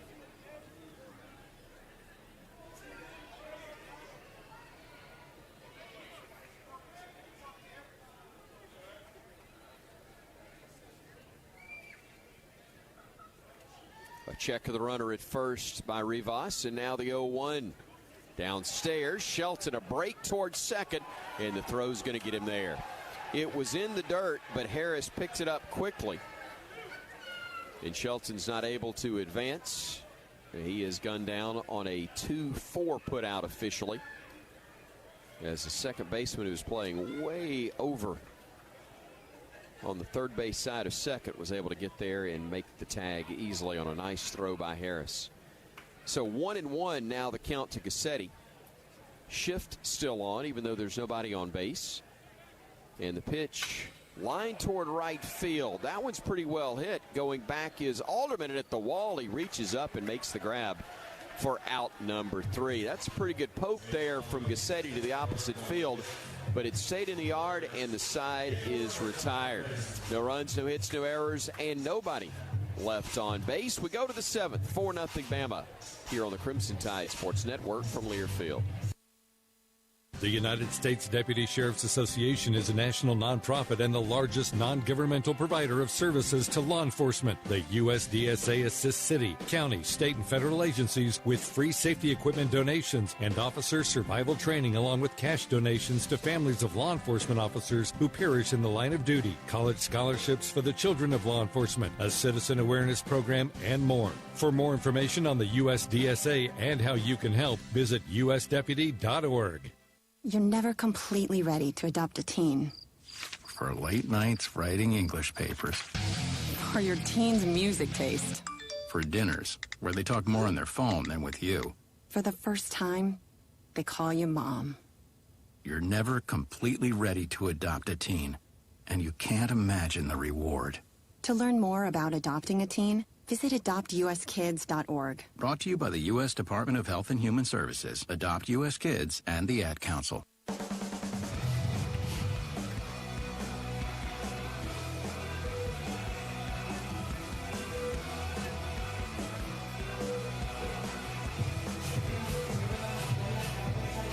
Welcome back to the Joe, everybody. So glad to have you with us for our coverage of Alabama baseball here on the Crimson Tide Sports Network. And our coverage brought to you by Cadence Bank. Keep up with everything Alabama with the Roll Tide mobile app presented by Cadence Bank. Download the Roll Tide mobile app now for free at the App Store and at Google Play. To the top of the 7th we go, and Ethan Leger will come to the plate. Leger's grounded out twice, the second time coming in the 4th, and that was the start of a double play, or the back end of a double play, I should say, when he was retired. Tried to check his swing on the 83rd pitch of the night from Luke Coleman, but missed it, and it's 0-1. Righty-righty matchup here, as another breaking ball is perfectly placed, and the count goes to 0-2. Leger, Calarco, and Furness spots 5, 6, and 7 due up. Another breaking ball, swung on and missed this time, and Holman has strikeout number 5 on the night. He's walked 2 and scattered 4 hits. He has been absolutely tremendous without the wind howling out as it was in College Station. He has been really good. Here's Calarco, the left-handed hitting first baseman. Out in front of that change, and the count is at 0-1. Calarco, a strikeout and a ground out. Closed stance from the left-handed hitter. 0-1, swung on and fouled out of play on the 92-mile-per-hour fastball.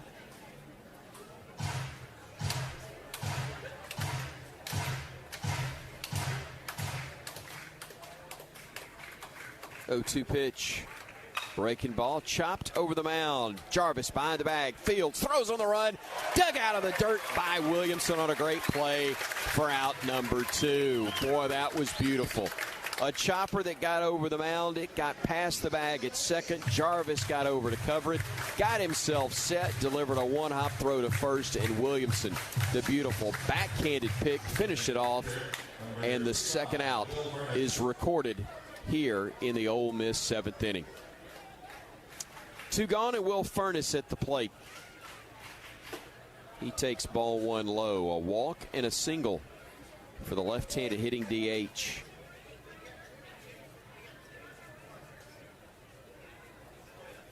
Holman deals a 1-0. Pitch that swung on and missed. Chased one up. Couldn't connect. It may have hurt his hand in the process. Looked like it may have slipped off the bat just a little bit. Couldn't tell for certain. Looked a bit awkward, though. Here comes the 1-1. Fastball high and away. 2 balls and a strike to count. Scheduled to go at 6 tomorrow.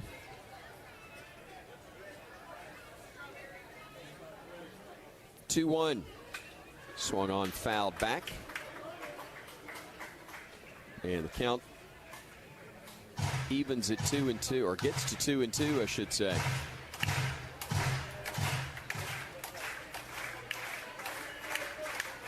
Nobody aboard, 2 gone. 4-0 Alabama lead, top 7 here at the Joe. 2-2 pitch. Fastball line foul, back and out of play.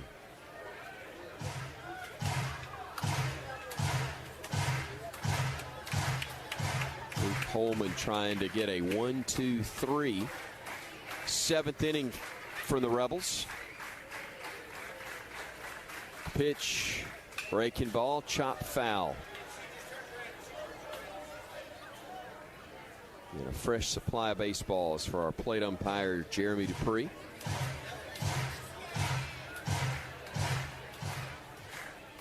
Two balls, 2 strikes to Furnace. Holman dealing. Breaking ball low, and it's a full count. If I'm not mistaken, this is the 3rd time that Furnace has had a 3-2 count. He drew a walk his first time up. He singled in the 5th. Let's see what happens here. Holman can get him for the first time. 2 gone, nobody aboard.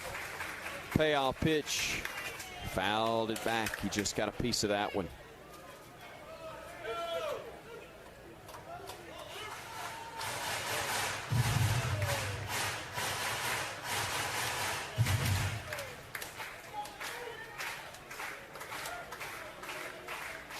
Crowd getting behind the righty again. As Furnace digs in. Holman delivers. Pitch lifted foul, back and out of play. And boy, Furnace fighting off another one.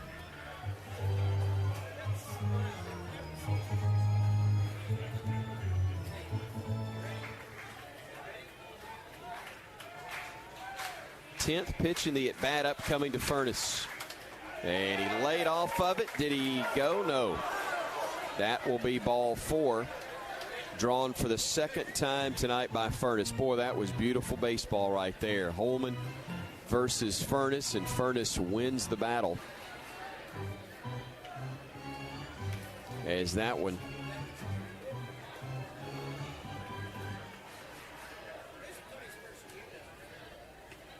is ball 4. So a 4-0 Alabama lead as the Tide works here in the top half of the 7th inning. Furnace drawing the 2-out walk, bringing Peyton Chatagnier to the plate.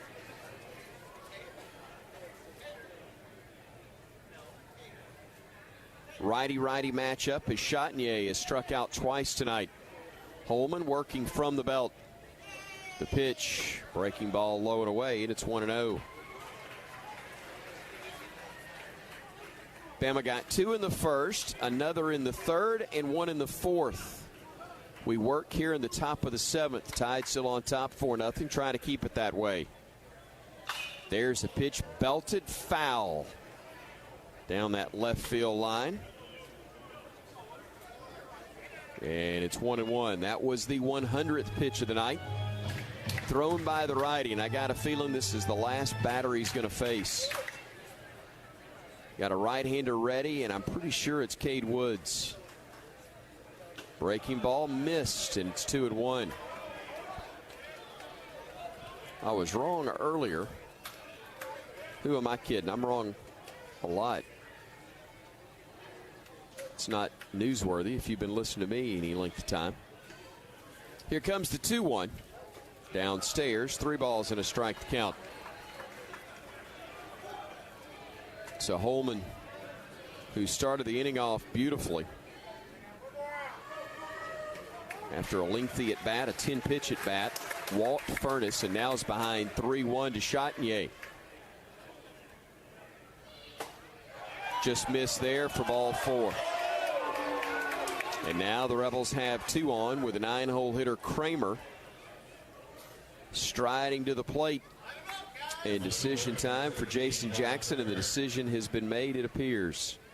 The interim head coach, who's been the pitching coach for now 6 seasons at the University of Alabama, will make the slow walk to the mound, and he is indeed going to signal for a right-hander. Cade Woods likely to answer the call to the bullpen, brought to us by Auto Owners Insurance. We invite you to go to rolltide.com/auto owners to partner with an independent Alabama agent providing local personalized insurance expertise. Today, as Cade Woods comes in, we're going to keep it here just a tad longer to hear the ovation for Luke Coleman for the final time in the regular season here at Sewell-Thomas Stadium. Still hope we'll be back for the postseason should the dominoes fall just right to get Alabama a host opportunity. And listen to the crowd.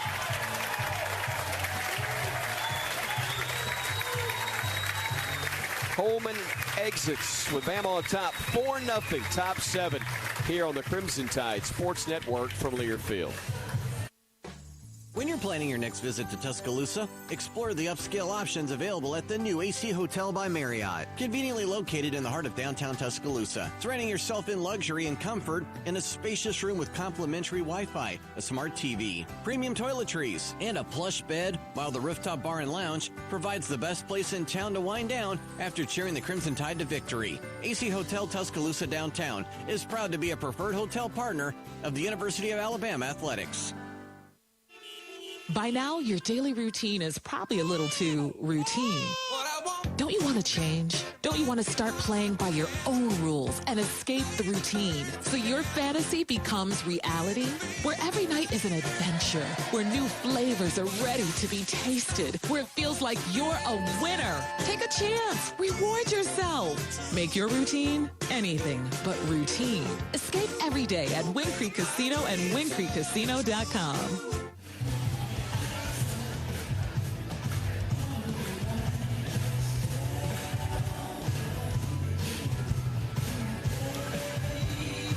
Cade Woods is the redshirt freshman right-hander who comes into the ball game. He's 6'3", 205, out of Monroe, Louisiana.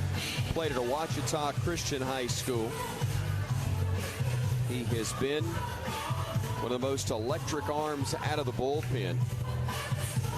And while he has had moments that have not gone as well as a 5.32 ERA might indicate, he is 4-1 with a save in 13 appearances, only one of those starting roles. Cade's worked 23 and 2/3 innings, allowing 16 hits, 16 runs, 14 of which were earned.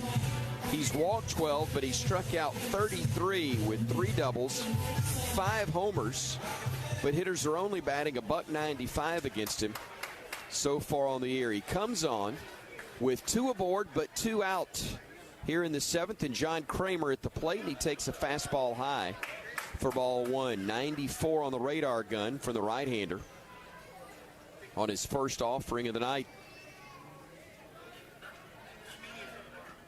A glance to second. Now the 1-0 belted down the right field line, hooking, and it's a fair ball. It'll get to the wall, and a run will score. Digging for third, putting on the brakes is Chatinier. It'll be an RBI double from Kramer. Furness crossing the plate with the Rebels' first run, and it's 4-1 Alabama. Boy, he jumped on that one. And now they're back around to the top of the order, and after a quiet offensive night, 4 hits, no runs, the Rebels now have the tying run coming to the plate, and a dangerous man at that in Ethan Groff, who's homered 6 times this year with 42 RBIs. He's 0 for 2 with a walk tonight. He takes the first pitch high. It's 1-0. That was an 86 mile per hour breaking ball. Woods working from the belt. Dealing. Fastball. Popped him up, but it's foul and out of play. Thought that initially was going to stay in reach for somebody, but it quickly started to spin backwards and get out of play. 1-1 now the count. Groff 2 flyouts to center, both well hit. Sandwiched around a walk that he drew in the third. Breaking ball, strike at the belt, and it's 1-2. That was a good pitch. See if Cade can get him here. Big runners out at second and third. Again, all this started with 2 outs for the Rebels. The 1-2. Swing and a miss. No, he got a piece of it. He fouled it off. Gassetti tried to get the webbing on it, but could not. And it remains 1 ball, 2 strikes.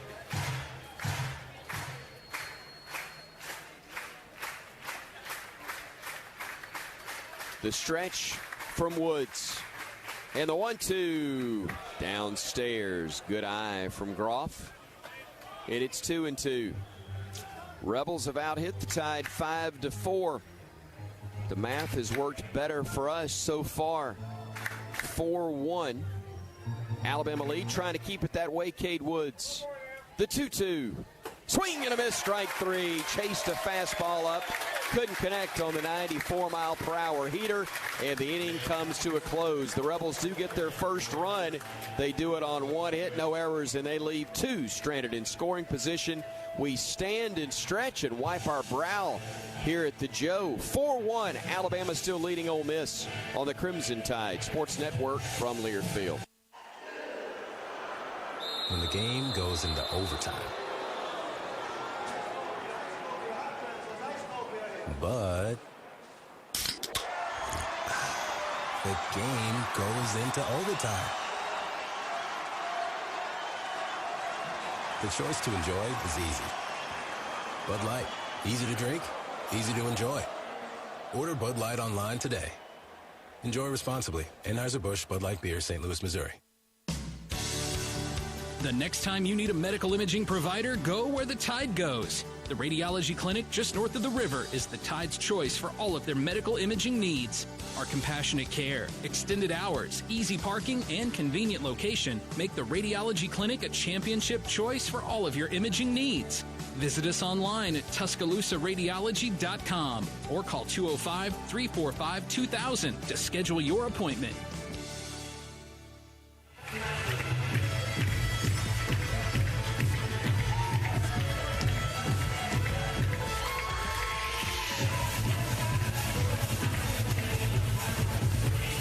Alabama with a 4-1 lead over the Ole Miss Rebels going to the bottom of the 7th inning here at Sewell-Thomas Stadium. Crimson Tide has enjoyed themselves much of the night. Got a little dicey there with 2 out in the top of the 7th. The Rebels pushed to run across, but Crimson Tide able to, a couple of walks, put 2 on. A base hit brought them in, or one of them in anyway. But a nice job out of the bullpen by Cade Woods ended the threat. 4-1 Bama. Here's Caden Rose leading off the bottom of the 7th, and he takes ball 1 outside from the lefty. Xavier Rivas still out there, his 99th pitch of the day.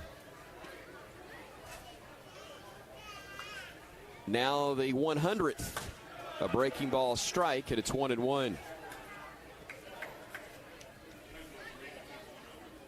They got a righty in the pen, ready to go. But Rivas will deal the 1-1. Just missed outside with a breaking ball to the right-handed hitter. And the count sits at 2-1.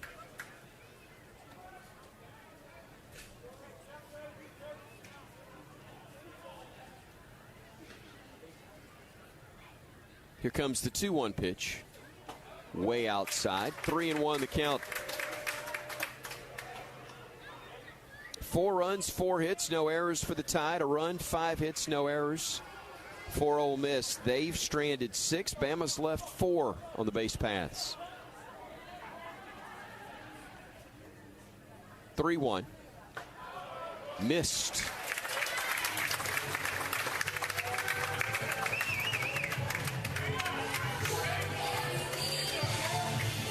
So the leadoff man reaches for the Tide at the top of the order, rolls back around. Here's Jim Jarvis. RBI single his last time up in the 4th. Flew out in the 2nd. Walked and scored in the 1st. Rose, a good lead at first base. Jarvis shows bunt, fouls it off, and it's 0-1. Boy, 5th run right here in the 7th. The way this game has been going would loom so large. Again, the Rebels got a run in the top half of this inning. Would be fantastic if the Tide could get it back right here. Jarvis swings away this time and misses. And he's down to the count 0-2. Tommy Seidel waits in the on-deck circle for Alabama. He will be next. No outs, a runner at first. And an 0-2 pitch due to Jarvis, who shortens and swings and loses the bat again to the Ole Miss dugout. That's the 2nd time that has slipped out of his hand. And they will kindly toss it back to him rather than throw it at him. And there's 1 out here in the Alabama 7th. So that strikeout, the 9th of the night by Rivas. He's walked 3, given up 4 hits. But I think it's been a while since he's surrendered one. It may be the 4th inning since he last gave up a hit. Tommy Seidel takes strike 1. Just a quick glance, and yeah, the single by Jarvis in the 4th was the last hit for the Crimson Tide.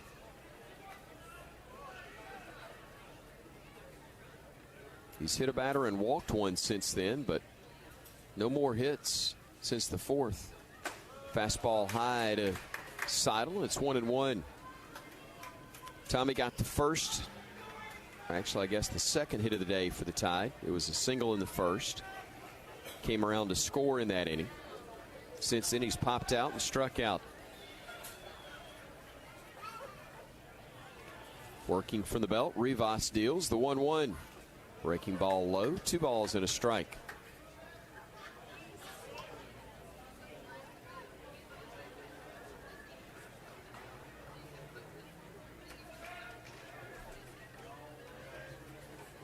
The next pitch from Rivas will be his 110th of the night. 2-1. Splits the heart of the plate with a breaking ball.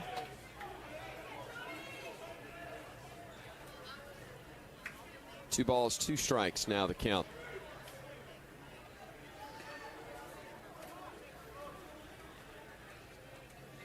Rivas peering in to get the sign from Harris. 2-2 downstairs, and it's a full count.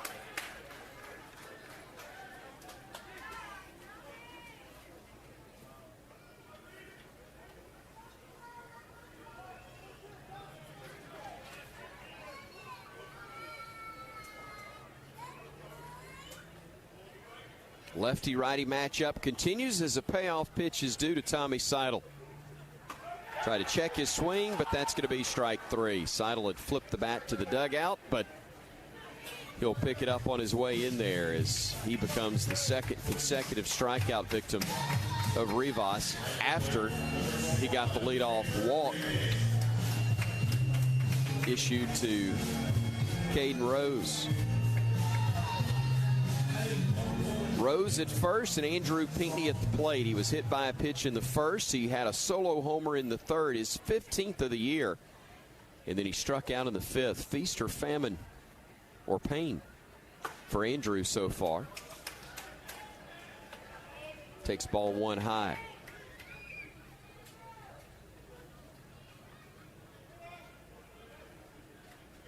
Again, likely.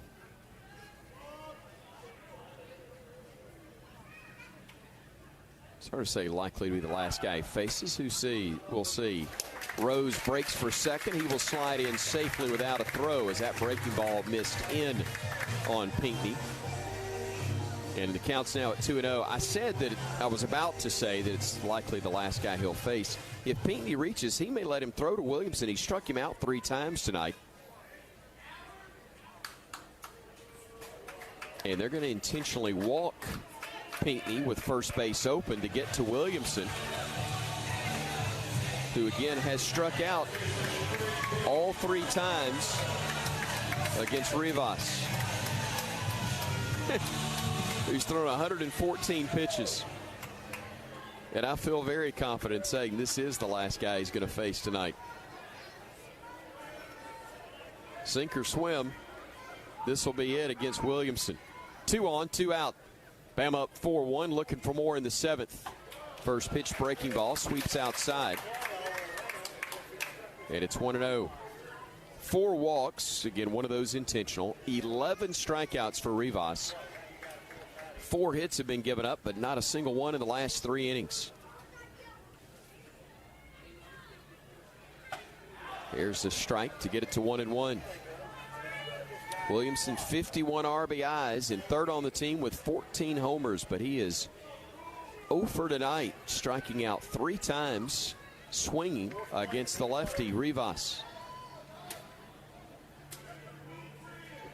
The 1-1. Swing and a miss, and it's 1-2.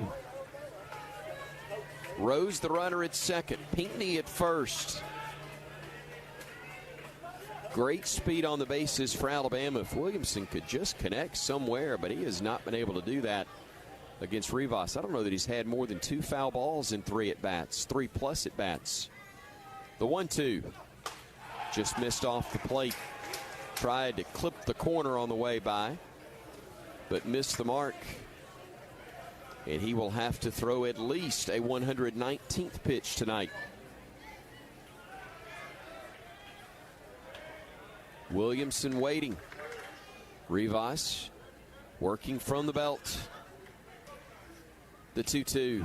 Swing and a miss, strike 3, and he got him 4 times. Boy, this guy was impressive tonight, but he will likely leave the ball game having thrown 119 pitches, but trailing 4-1. Alabama leads it going to the 8th here on the Crimson Tide Sports Network from Learfield. Victor deployed for the first time to Afghanistan in 2003. He sustained a moderate traumatic brain injury. One of the most important elements of caregiving is taking care of yourself. For many military veteran caregivers, their caregiving journey starts earlier in life and lasts longer. Visit aarp.org/caregiving for a free military veterans guide to navigate your caregiving journey and better care for your loved one and yourself. Brought to you by AARP and the Ad Council. When you're high, you feel different. You think different, you talk different, you draw different, you listen to music different, but you probably knew that. Problem is, you also drive different, and not in a good way. That's why driving high is illegal everywhere. So if you're high, just don't drive. Make a plan to get a sober ride. Because if you feel different, you drive different. Brought to you by NHTSA and the Ad Council.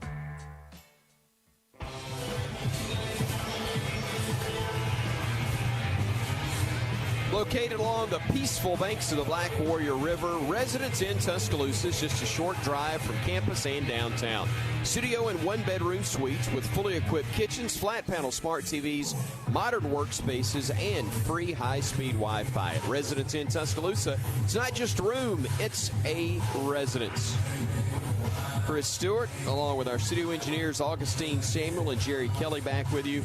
The Tide with a 4-1 lead over Ole Miss, but boy, has the pitching in this game been outstanding. For the Rebels, their starter, Xavier Rivas, 12 strikeouts on the night, but his squad trails Bama 4-1. Breaking ball from Cade Woods drops in to Jacob Gonzalez, and it's 0-1. Woods on in relief of Tide starter Luke Coleman, as that one's lined right to Jarvis at short for out number 1. Couldn't have hit it much harder, but it was right to the Bama shortstop. And there's one out here in the Rebel 8th. Final line on Holman, 6 2/3, 4 hits, 1 run. It was earned, 4 walks, 5 strikeouts. He left having thrown 103 pitches, 68 of them for strikes. And one would assume that having thrown 119 pitches, Rivas is done for the night, but we'll see. Kemp Alderman swings and misses the first pitch in this at bat. It's 0-1. It's his first time to face Woods. He was 2 for 3 against Holman. There's a pop-up right side of the infield. Johnson trying to find it, and he does. Twilight here in Tuscaloosa. The lights have taken full effect, but we've still got a little bit of a hazy sky above. Nice job battling that and making the play for the second out. So 2 gone, nobody aboard, and Calvin Harris, the catcher, standing in. He's the cleanup hitter. He's 1 for 3 tonight. A single sandwiched in between a fielder's choice and a fly out. That one from Woods sailed on him a tad, and I'll be nice.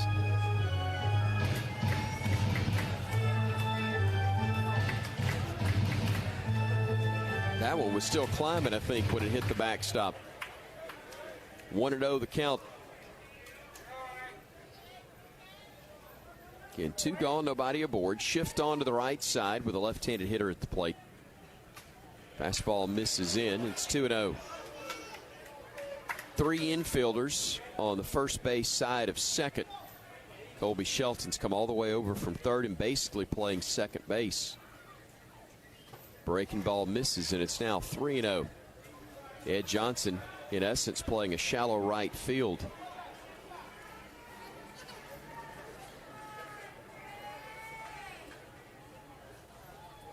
Cade's got to find the plate, though, for it to matter. The 3-0. Nowhere close on that one. He missed badly on 4 straight. So 2 gone. Don't want to get that tying run to the plate. Here comes Leger, who's 0 for 3.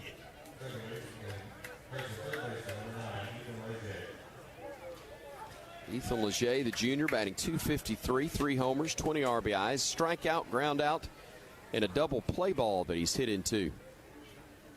Hits a high fly ball, but it's a pop.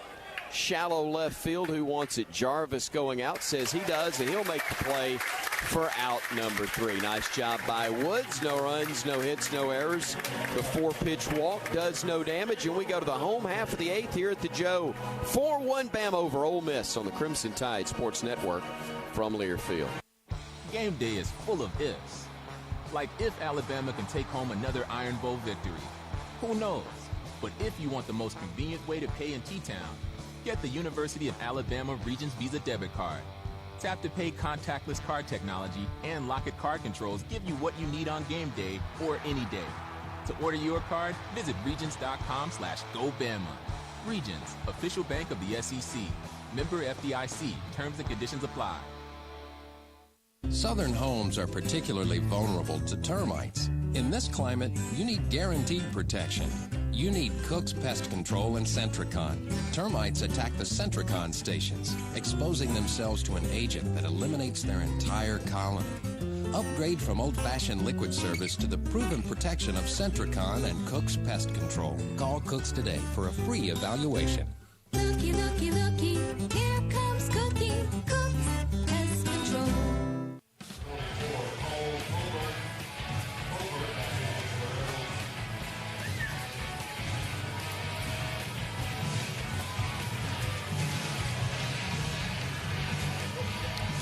Beatbox is now an official sponsor of the Alabama Crimson Tide. Each Beatbox is bursting with delicious flavors, gluten-free, low sugar, and resealable. Look for it across the Southeast for your next tailgate. New pitcher in the ball game, as expected for Ole Miss. It's the right-hander Cole Tolbert, who will see action in this one. Before we tell you about Tolbert, I need to give you the final line on Xavier Rivas, who was tremendous. 7 innings, 4 hits, 4 runs, all of that happening early. 4 walks, one of those intentional, and 12 strikeouts. He faced 31 batters through 119 pitches, only 68 of which were strikes. But he got the job done.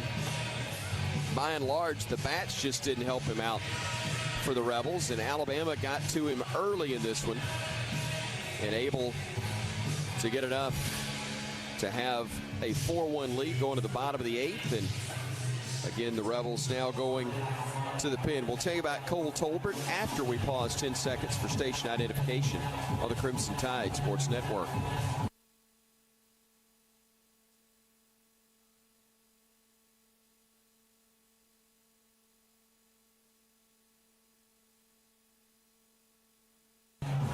Tolbert 1-0 with a 5.11 ERA, 12 1/3 innings, 6 walks, 16 strikeouts for the right-hander Cole Tolbert, facing Dominic Temez to lead off the Alabama 8th. Tide looking to add to a 4-1 lead. Ground ball back up the middle, but the shortstop cuts it off, fires to first in plenty of time for the out. Nice play by Gonzalez. 1 pitch, 1 gone for Alabama in the home half of the 8th inning. Here's Colby Shelton. Tide's third baseman struck out, flew out, and he's been hit by a pitch in 3 trips so far.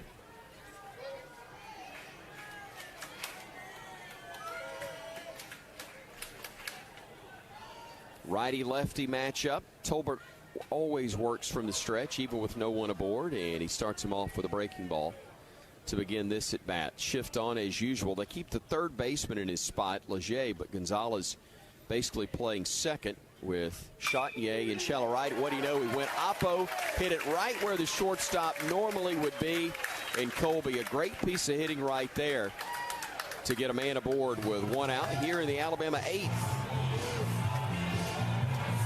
So nice to see. 19 home runs, you know about the power, but that shows that the young man with an inside-out swing, that pitch was in on the hands, and he drove it the other way, and he'll get a nice round of applause as he is lifted for a pinch runner in Bryce Evelyn, who will stay in the game and play third base in all likelihood. As second baseman, Ed Johnson will come to the plate.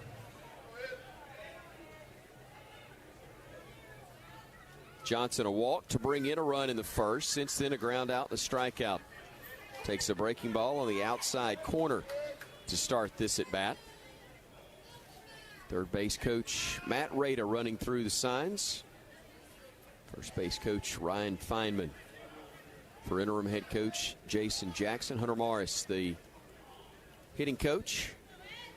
0-1, slap fouling out of play right side.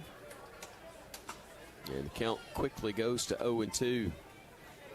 JJ, the interim head coach, since Brad Bohannon was relieved of his duties after the LSU series. The 0-2, fastball high, and it's 1-2. JJ has been the pitching coach at Alabama for 6 years, but adding the assignment of head coach under very difficult circumstances. But what an amazing job he, staff, and the team have done. The 1-2 Breaking ball rolled through the left side of the infield. Base hit. Evelyn stops as he rounds second. Johnson with a base hit. That's the 5th of the day. Check that, I'm sorry. The 6th of the day for the Crimson Tide. And these 2 hits in this inning, again, the first ones since the 4th for Alabama. Here's Matt Gassetti. Right-handed hitting catcher. 0 for 3. 2 ground outs and a fly out. That fly out was deep to the wall and right. Takes a fastball for a strike here to start the at-bat. It's 0-1. Gassetti at 283 on the year, 7 homers and 28 RBIs.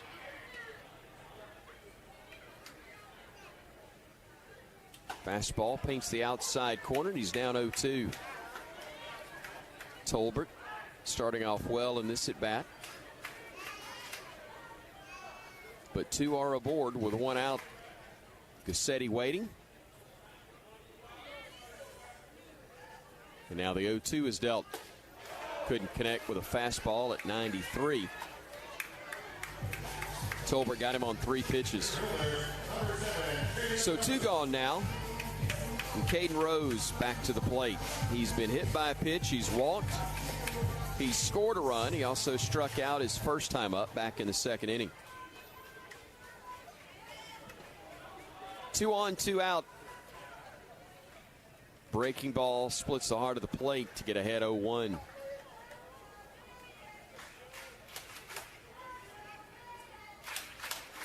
Rebels have their 6, 7, and 8 spots due up when we get to the 9th. Hopefully it's a little while. There's a chopper to the left side. That's going to trickle foul. So 0-2 the count, yeah. Calarco, Furness, and Chatinier, who are a collective 1 for 6, due up for the Rebels. Furness, the only one that's had any success. He's 1 for 1 with 2 walks. 3 really good at bats for the left-handed hitting DH.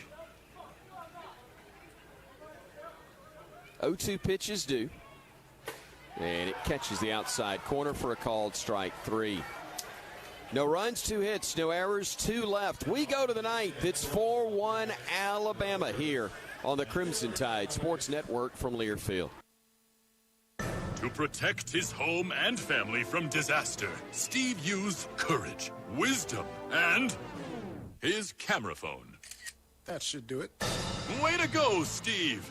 By simply taking digital pictures of his family's important documents, Steve can always have them stored safely online, no matter when disaster strikes. Learn other simple ways to protect your home and family before a natural disaster at ready.gov. That's ready.gov. A message from FEMA and the Ad Council. Chris Jakimick. I served in the United States Air Force and I deployed 3 times. Being a veteran, it's interwoven into your DNA. Is really the absence of the connection and the purpose that can really drive a lot of veterans to some negative thoughts. For those who are in a suicidal crisis, the window of time to save somebody's life is very short. Our duty is to protect ourselves and protect our families. And one way you can do that is store your weapons safely. Store all your guns securely. Help stop suicide. Brought to you by End Family Fire and the Ad Council.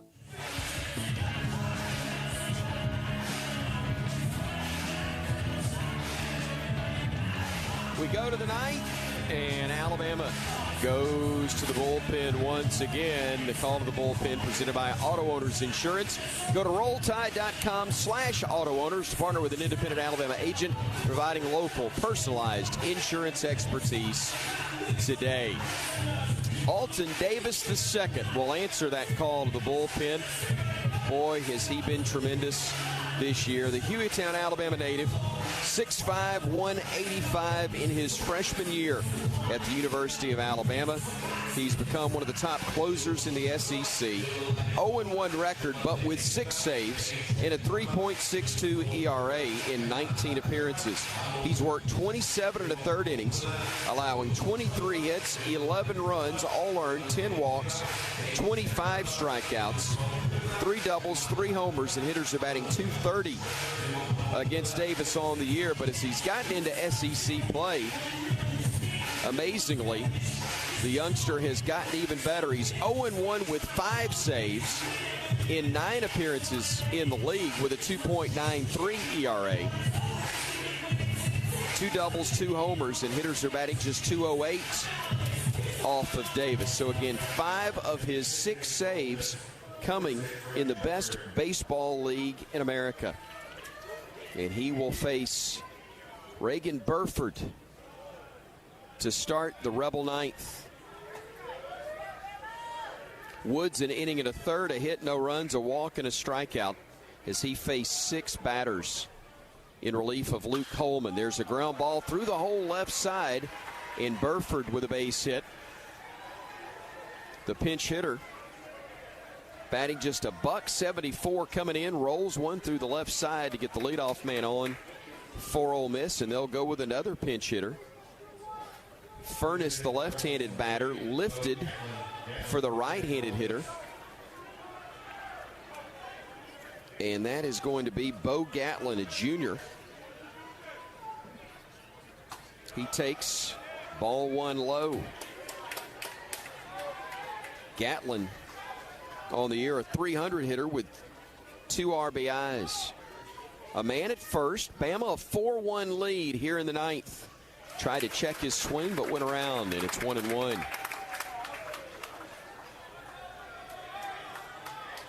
Tide trying to close this one out and get to 14-14 in SEC play. 1-1 pitch. Missed outside. It's 2-1. Hits are even at 6 each, but Bama thankfully a 4-1 advantage. Davis getting the sign from Gassetti. Checks the runner at first, deals. Breaking ball low, and it's now 3-1.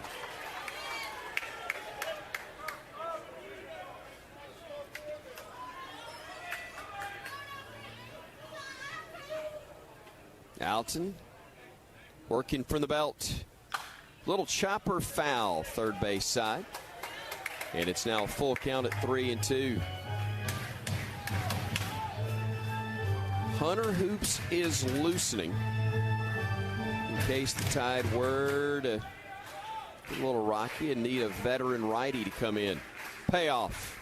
Fouled straight back. Boy, he brought that one at 95 right down the heart of the plate, daring Gatlin to deliver, but he could not barrel it up. 4-1 Bama. Nobody out. A runner at first for Ole Miss here in the top of the 9th. Payoff pitch. Line towards center field. Rose there for the grab, and there's one out. Boy, he hit that one solid, but it stayed in the air, and Caden ran it down. And there's one out here in the Rebel 9th. And Peyton Chatinier, the second baseman for Ole Miss, comes to the plate. He's 0 for 2 with a walk. Struck out in the 2nd and 5th innings against Holman, and then drew a walk in the 7th. I think the last batter that Luke faced, memory serves. There's a fastball in there for strike 1. Chatinier, a .256 hitter. He's got 10 homers, though, with 26 RBIs. A dangerous man at the plate. 0-1. Downstairs, 1 ball, 1 strike. Left-handed batter and 9-hole hitter John Kramer waits in the on-deck circle. He had a double his last time up to score the Rebels' only run thus far. Breaking ball low, and it's 2-1. Good eye from Chatinier to lay off the off-speed pitch as lightning flickers in the distance. What do you say we get a double play ball, go home, and watch it do whatever it's going to do later? Lined off the glove of Eblin, picking it up. Jarvis won't have a play. Boy, that's a heck of a job by Bryce just to knock it down, as that ball was smoked. He had to go full extension just to get leather on it. No chance to make a play. It caromed to Jarvis, who picked it up but wisely put it in his hip pocket. And now the Rebels have the tying run at the plate with just 1 out here in the top of the 9th inning. Kramer, who doubled to bring in their only run, stands in, and he takes ball 1 inside here. A ground out, a fly out. The RBI double in the 7th for the .289 hitter with 2 homers and 7 RBIs. Make it 8 RBIs now in the season. The 1-0. Swing and a miss. Couldn't connect on a fastball that was moving down and away from him. And it's 1-1. Again, Burford at second. Chatinier at first. 1 out. The 1-1. In there for a strike, and it's 1-2. Davis. A deep breath. Toes the rubber. Looks in. Stretches. A glance to second. The pitch. A check swing. Did he go? No, says third base umpire Zach Neff. Bama dugout didn't agree. And the count's 2-2. Runners getting their leads. As Davis deals the 2-2, swing and a miss, strike 3, and they're 2 out now here in the Rebel Night. And the Tide fans hoping for the 3rd out as the top of the order is rolled back around. Ethan Groff, 6 homers, 42 RBIs on the year, 0 for 3 with a walk tonight. The right-handed hitter against the lefty Davis. The pitch, strike to begin the at-bat. Fastball at the knees at 96. A little extra juice on that one from the freshman as the adrenaline starts to flow. A glance to second. Another look. The 0-1. Line toward right. That one's well hit. Peatney at the wall. Looks up. Makes the grab. And the ball game is over. Oh, mercy. Groff gave it a ride to the base of the wall. But Pink snagged it in the leather. And the Tide wins it by a final score of 4-1. Mercy, indeed. Bama, a winner. Now 14-14 on the year in conference play. 36-17 overall. The Tide wins game 1 of the weekend series. 4-1 your final. We're back after this 1-minute break on the Crimson Tide Sports Network from Learfield. When the game goes into overtime. But the game goes into overtime. The choice to enjoy is easy. Bud Light, easy to drink, easy to enjoy. Order Bud Light online today. Enjoy responsibly. Anheuser-Busch Bud Light Beer, St. Louis, Missouri. By now, your daily routine is probably a little too routine. Don't you want to change? Don't you want to start playing by your own rules and escape the routine so your fantasy becomes reality? Where every night is an adventure, where new flavors are ready to be tasted, where it feels like you're a winner. Take a chance. Reward yourself. Make your routine anything but routine. Escape every day at Wind Creek Casino and WindCreekCasino.com. The 1-2 to Tmez. Line right back where it came from, base hit into center field. Scoring will be Jarvis. Holding briefly was Seidel. He advances to third. Station to station we go, and Alabama grabs a 1-0 lead. The Tide would add to it, and then add to it, then add to it again. Then Ole Miss cut into it. But Bama wouldn't let them any closer. 4-1 your final. The Tide wins it, taking game 1 of the weekend series here at Sewell-Thomas Stadium in Tuscaloosa. The Alabama Department of Public Health reminds you to protect your team by getting the COVID-19 vaccine. Tide fans 12 and older eligible for the COVID-19 vaccine in Alabama. And for more info, visit alcovidvaccine.gov. We're back with our post-game coverage in a moment on the Crimson Tide Sports Network from Learfield. Hi, I'm Smokey Bear, and I made an assistant to help you prevent wildfires. Dude, I've got this. I've been camping since I was 5 years old. But I am a camping influencer. You know what? I'll bet you $5. Assistant Smokey, what is the best way to put out a campfire? To put out a campfire, drown with water, stir, drown again. Then make sure the fire is out cold by feeling with the back of your hand. Wait, really? I'll take the $5. Learn more at SmokeyBear.com. Brought to you by the U.S. Forest Service, your state forester, and the Ad Council. It's time for today's STEM tip. Okay, you know recycling is important. No one wants plastic in the ocean. Here's a cool way to repurpose a plastic bottle. Build an awesome terrarium. Cut a large plastic bottle in half and fill the base with sand, pebbles, potting soil, and your favorite plant. I chose an African violet.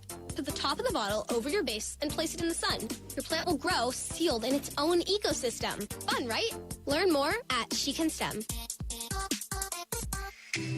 A message from the Ad Council. This is your captain. We are going to be experiencing some slight turbulence. Please fasten your... Oh, hold on. Just got a video of my cat. Imagine the pilot of an airplane was as confident as you are texting and driving. Seems kind of crazy when you put it like that. Visit StopTextStopWrecks.org. A message brought to you by the National Highway Traffic Safety Administration, Project Yellow Light, and the Ad Council. Here's a fun fact for you. The average chameleon can point their eyes in 2 different directions. On the other hand, the average human can't. So unless you're a chameleon, there's absolutely no way you can focus on texting and driving at the same time. So don't do it, unless you're a chameleon. Visit StopTextStopWrecks.org. A message brought to you by the National Highway Traffic Safety Administration, Project Yellow Light, and the Ad Council.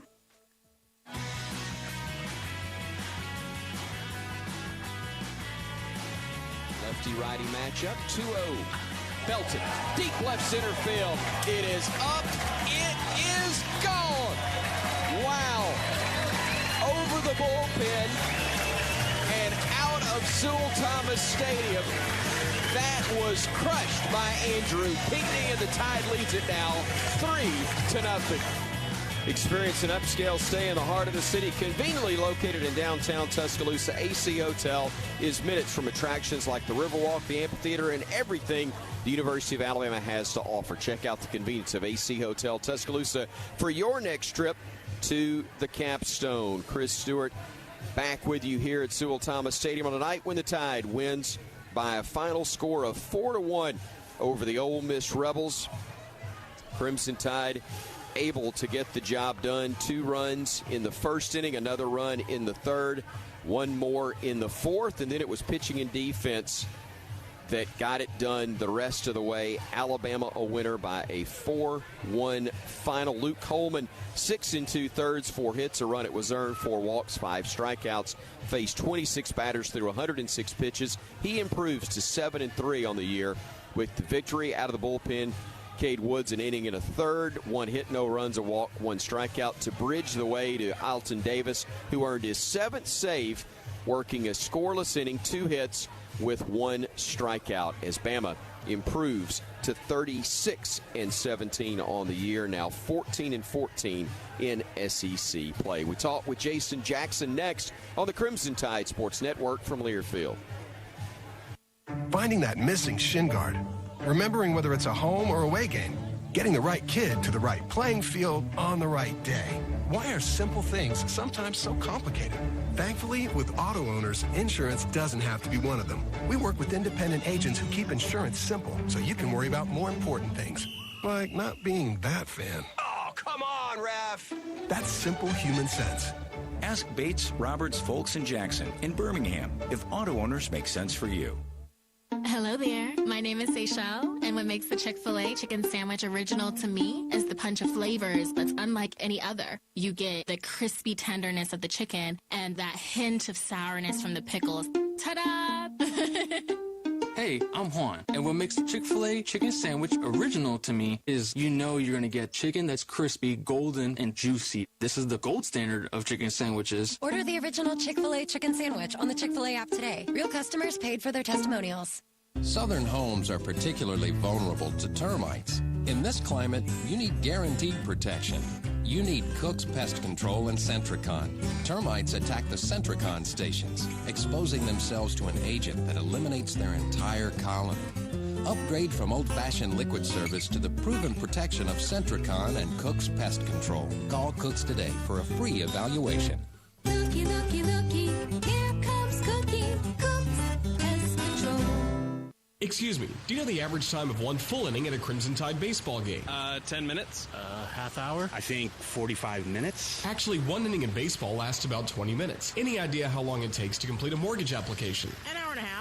Probably like 3 hours at least. It takes a couple days. I'm going to go with 45 minutes. Actually, at Assurance Financial, you can apply for a mortgage in less time than one inning. Find out more by visiting them at assurancemortgage.com. That's assurancemortgage.com. Equal housing opportunity, NMLS number 70876.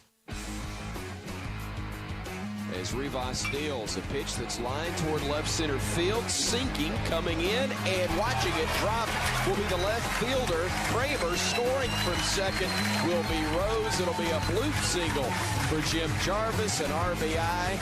That will be his 27th, and the Tide leads it now 4-0. That's all the runs Bama would get. That's all they would need. 4-1 the final.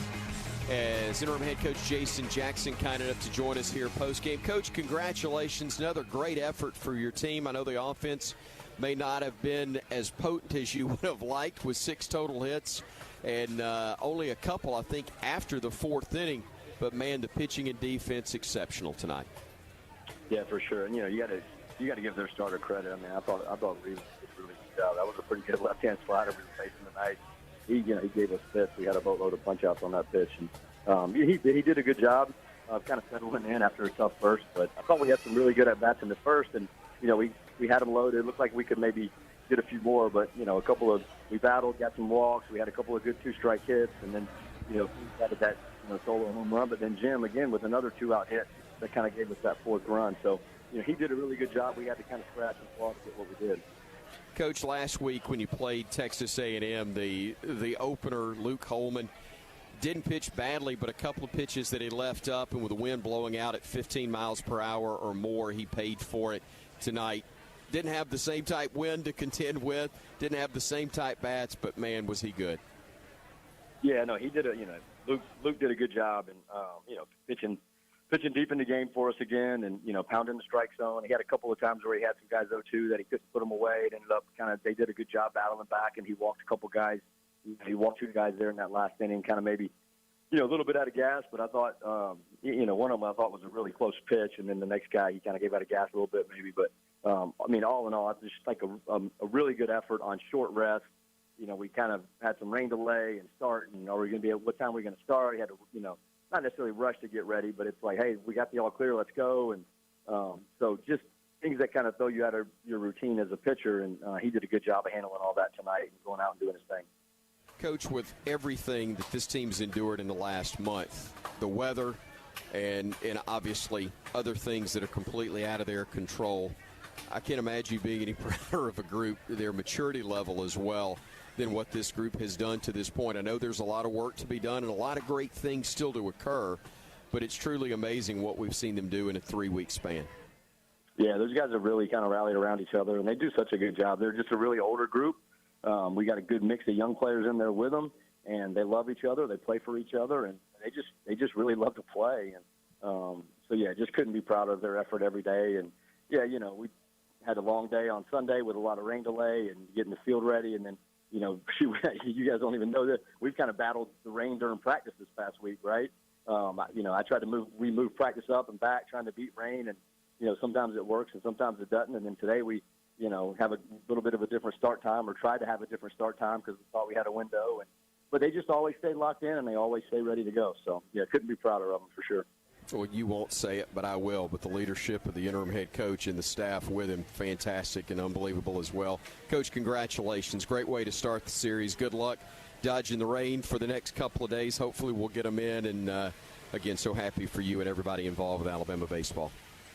Thanks, Chris. We appreciate you. Roll Tide. Roll Tide. Jason Jackson, interim head coach for the Alabama Crimson Tide. 4-1 winners tonight over the Ole Miss Rebels. The Soup Store is Bama's home for the best selection of Crimson Tide apparel. Visit one of their locations in Tuscaloosa at the Ferguson Center, University Boulevard, or Bryant Drive. Or you can shop online at soupstore.ua.edu. We'll come back and take a look at what's on tap next, presented by Bud Light. That's coming up here on the Crimson Tide Sports Network from Learfield. Guys, it's me, Isabella Gomez, filling in for Smokey Bear because he's got more to say than just... Only you can prevent wildfires. Like, if you're outside enjoying a barbecue, don't let a hamburger distract you from fire safety. Make sure you aren't dumping your hot coals or ashes onto the ground because that could start a wildfire. So take wildfire prevention seriously and let's save the world one day at a time. Juntos con Smokey Bear, podemos hacerlo. Go to smokeybear.com to learn more about wildfire prevention. Brought to you by the U.S. Forest Service, your state forester, and the Ad Council. Adopt U.S. Kids presents What to Expect When You're Expecting a Teenager. Learning the Lingo. GOAT, G-O-A-T, acronym, stands for Greatest of All Time. As in, spaghetti sandwiches for dinner? They're my fave. Dad, you're the GOAT. You don't have to speak teen to be a perfect parent. Thousands of teens in foster care will love you just the same. Visit adoptuskids.org. Brought to you by the U.S. Department of Health and Human Services, Adopt U.S. Kids, and the Ad Council. Ready for our little forest adventure? Yes! So much waiting for me. Yeah, I wanna go outside. I wanna be. We're here. Whoa, that was fast. There's a forest closer than you think. Find a park or forest near you and music inspired by nature. DiscoverTheForest.org. Brought to you by USDA Forest Service and the Ad Council. You're not too cool for me. And in return, I reciprocate that sentiment. I'll never be too cool for you. I was a man with a plan, but now I'm a dad with a decree, and you can't take that from me. Please let it be noted that I told my job they can dock my pay. Right now, it's just too important to take you to school every day. I want to be legendary for you. I want you to puff out your chest when you go to school, the same way I do. I walk taller because of you, because I found everything to live for. That's dedication. Visit fatherhood.gov to hear more. Brought to you by the U.S. Department of Health and Human Services and the Ad Council. The 2-2. Swing and a miss, strike three. Chased a fastball up. Couldn't connect on the 94-mile-per-hour heater, and the inning comes to a close. Alabama would win it. A final score of 4-1. The Tide got two in the first, one in the third, one in the fourth. Didn't get another hit until, I believe, the eighth inning, but Alabama, despite giving up a run in the seventh, would hang on to win 4-1. 4 runs, 6 hits, no errors, and 8 men left on base for Alabama. Ole Miss, a run, 7 hits.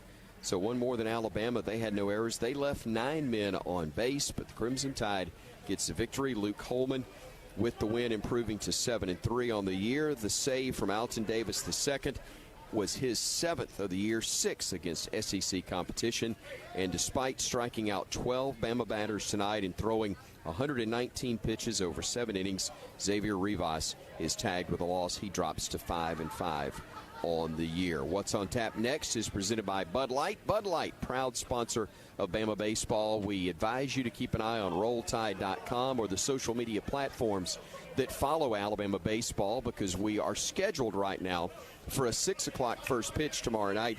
However, depending on what the forecast calls for, that is subject to change, as was today's start time. There's even an outside chance we may try to play 2 games tomorrow. I don't know that will happen. I'm just saying that that's an option that could be on the table, as the forecast is dicey.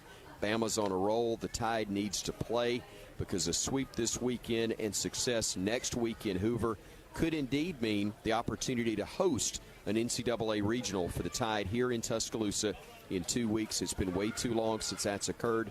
We got our fingers crossed. We got to play to have a chance, and hopefully that's exactly what we'll do. But right now scheduled for a 6 o'clock first pitch, so a 5:55 airtime on the Crimson Tide Sports Network. That's what's on tap next, presented by Bud Light, proud sponsor of Bama baseball. And our post-game show has been brought to you by Residence Inn Tuscaloosa, a preferred hotel provider of the Crimson Tide as well. 4-1 your final score tonight. Alabama a winner for the 14th time against 14 losses in SEC play, 36-17 on the season. The Vice President, General Manager of the Crimson Tide Sports Network is Jim Carabin. Our studio engineers have been Augustine Samuel and Jerry Kelly. For Roger Hoover and the rest of our Crimson Tide Sports Network crew, I'm Chris Stewart. Thanks for joining us. Roll Tide, and good night from the Capstone.